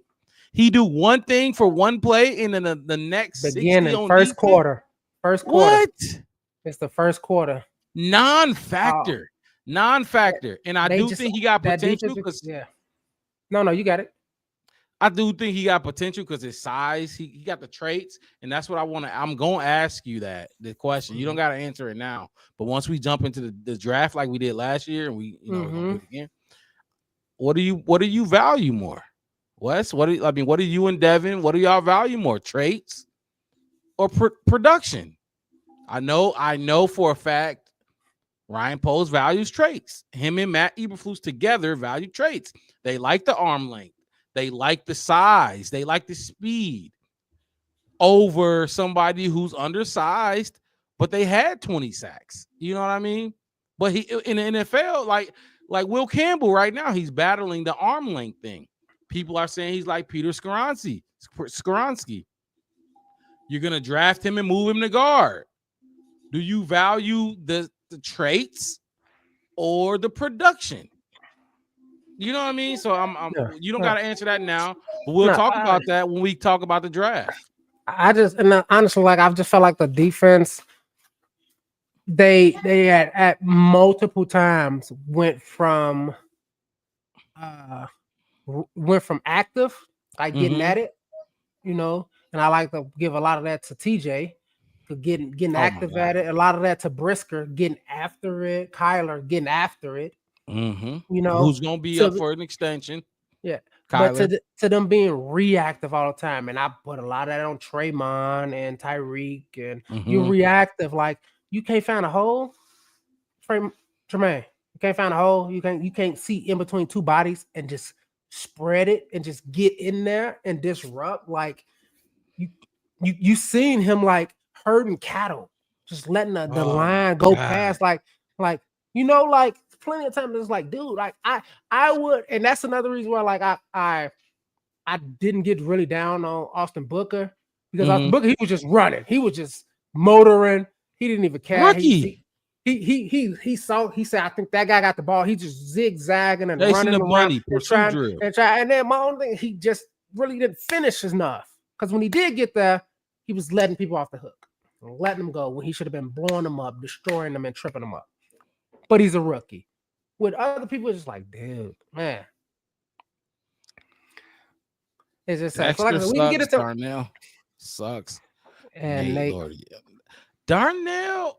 Oh my God. See, and that's one dude I'm not giving up on right now because I saw Darnell get better as the season went on. And if you want to talk about suck at the tackle spot and you don't mention Braxton, it's crazy to me. You can't talk here. Don't comment on this podcast. It sucks, Wes, because he's gonna be our starting left tackle next year. That sucks. More that often than not, unless sucks, a miracle bro. happens. Unless a miracle happens. A miracle like Will Campbell or Kelvin Banks Jr. And we gonna get into it. I really don't want to see. Just because I'm talking about we need a center, Dahlman, or we need Trey Smith at guard or Zietler at guard. That does not mean Braxton is good. He's shitty, Wes. Protecting he is so bad to me. He ain't, dude. I said this to my lady, and I'm just like, dude, she wondering why I hate Braxton. I told her your ass is bigger than his.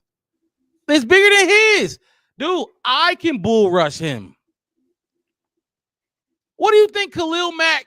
Nah, okay, I won't even use Khalil Mack, even though he old. What the fuck do you think Rashawn Gary or Myles Garrett or Trey Hendrickson or these Javon dudes Dexter. Remember, we got reports from training camp that Dexter was moving that offensive line.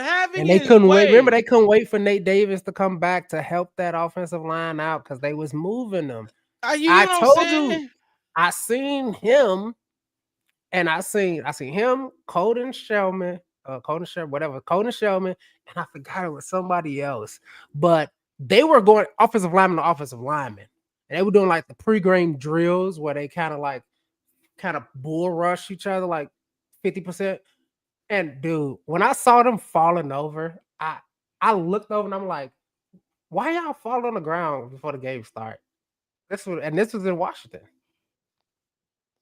Mama Blue Smith said, "Laugh my ass off, not girl." Look, no, I'm not saying I don't look. I'm just saying as a football, you squat, you lift weight. You know how the shit go. You squat, you build the legs, the quads, the hamstrings. You build all that up. He has none of that. He all big up top. When you look at his leg, everything gets slim. Like you can't have that as a tackle. He get bull rushed too much. He get bull rushed. Jared Verse had a rookie, rookie actually. Yours. You had Jared Verse. I had Leatu Latu and Devin liked the other guy. I forget his name with the Vikings. He went with the Vikings. Oh yeah. Dang. He went first actually out of all of those. Yeah, he went first out of all of them. Dallas Turner. Dallas Turner. That was that, and Jared Verse was the best out of all of them by far. One rookie of the year, defensive rookie of the year. Fucked him up when we played the Rams. Now we won the game, but you get what I'm saying. That bull rush, he sucks. I need a stout left tackle. So I'm gonna end my Braxton Jones rant on that. I'm not gonna go keep going for this show. But as long as he's suit up for the Bears, he's gonna get ratted. Dude, what is it? What is with you and your legs? Why you can't base? Why you have no base?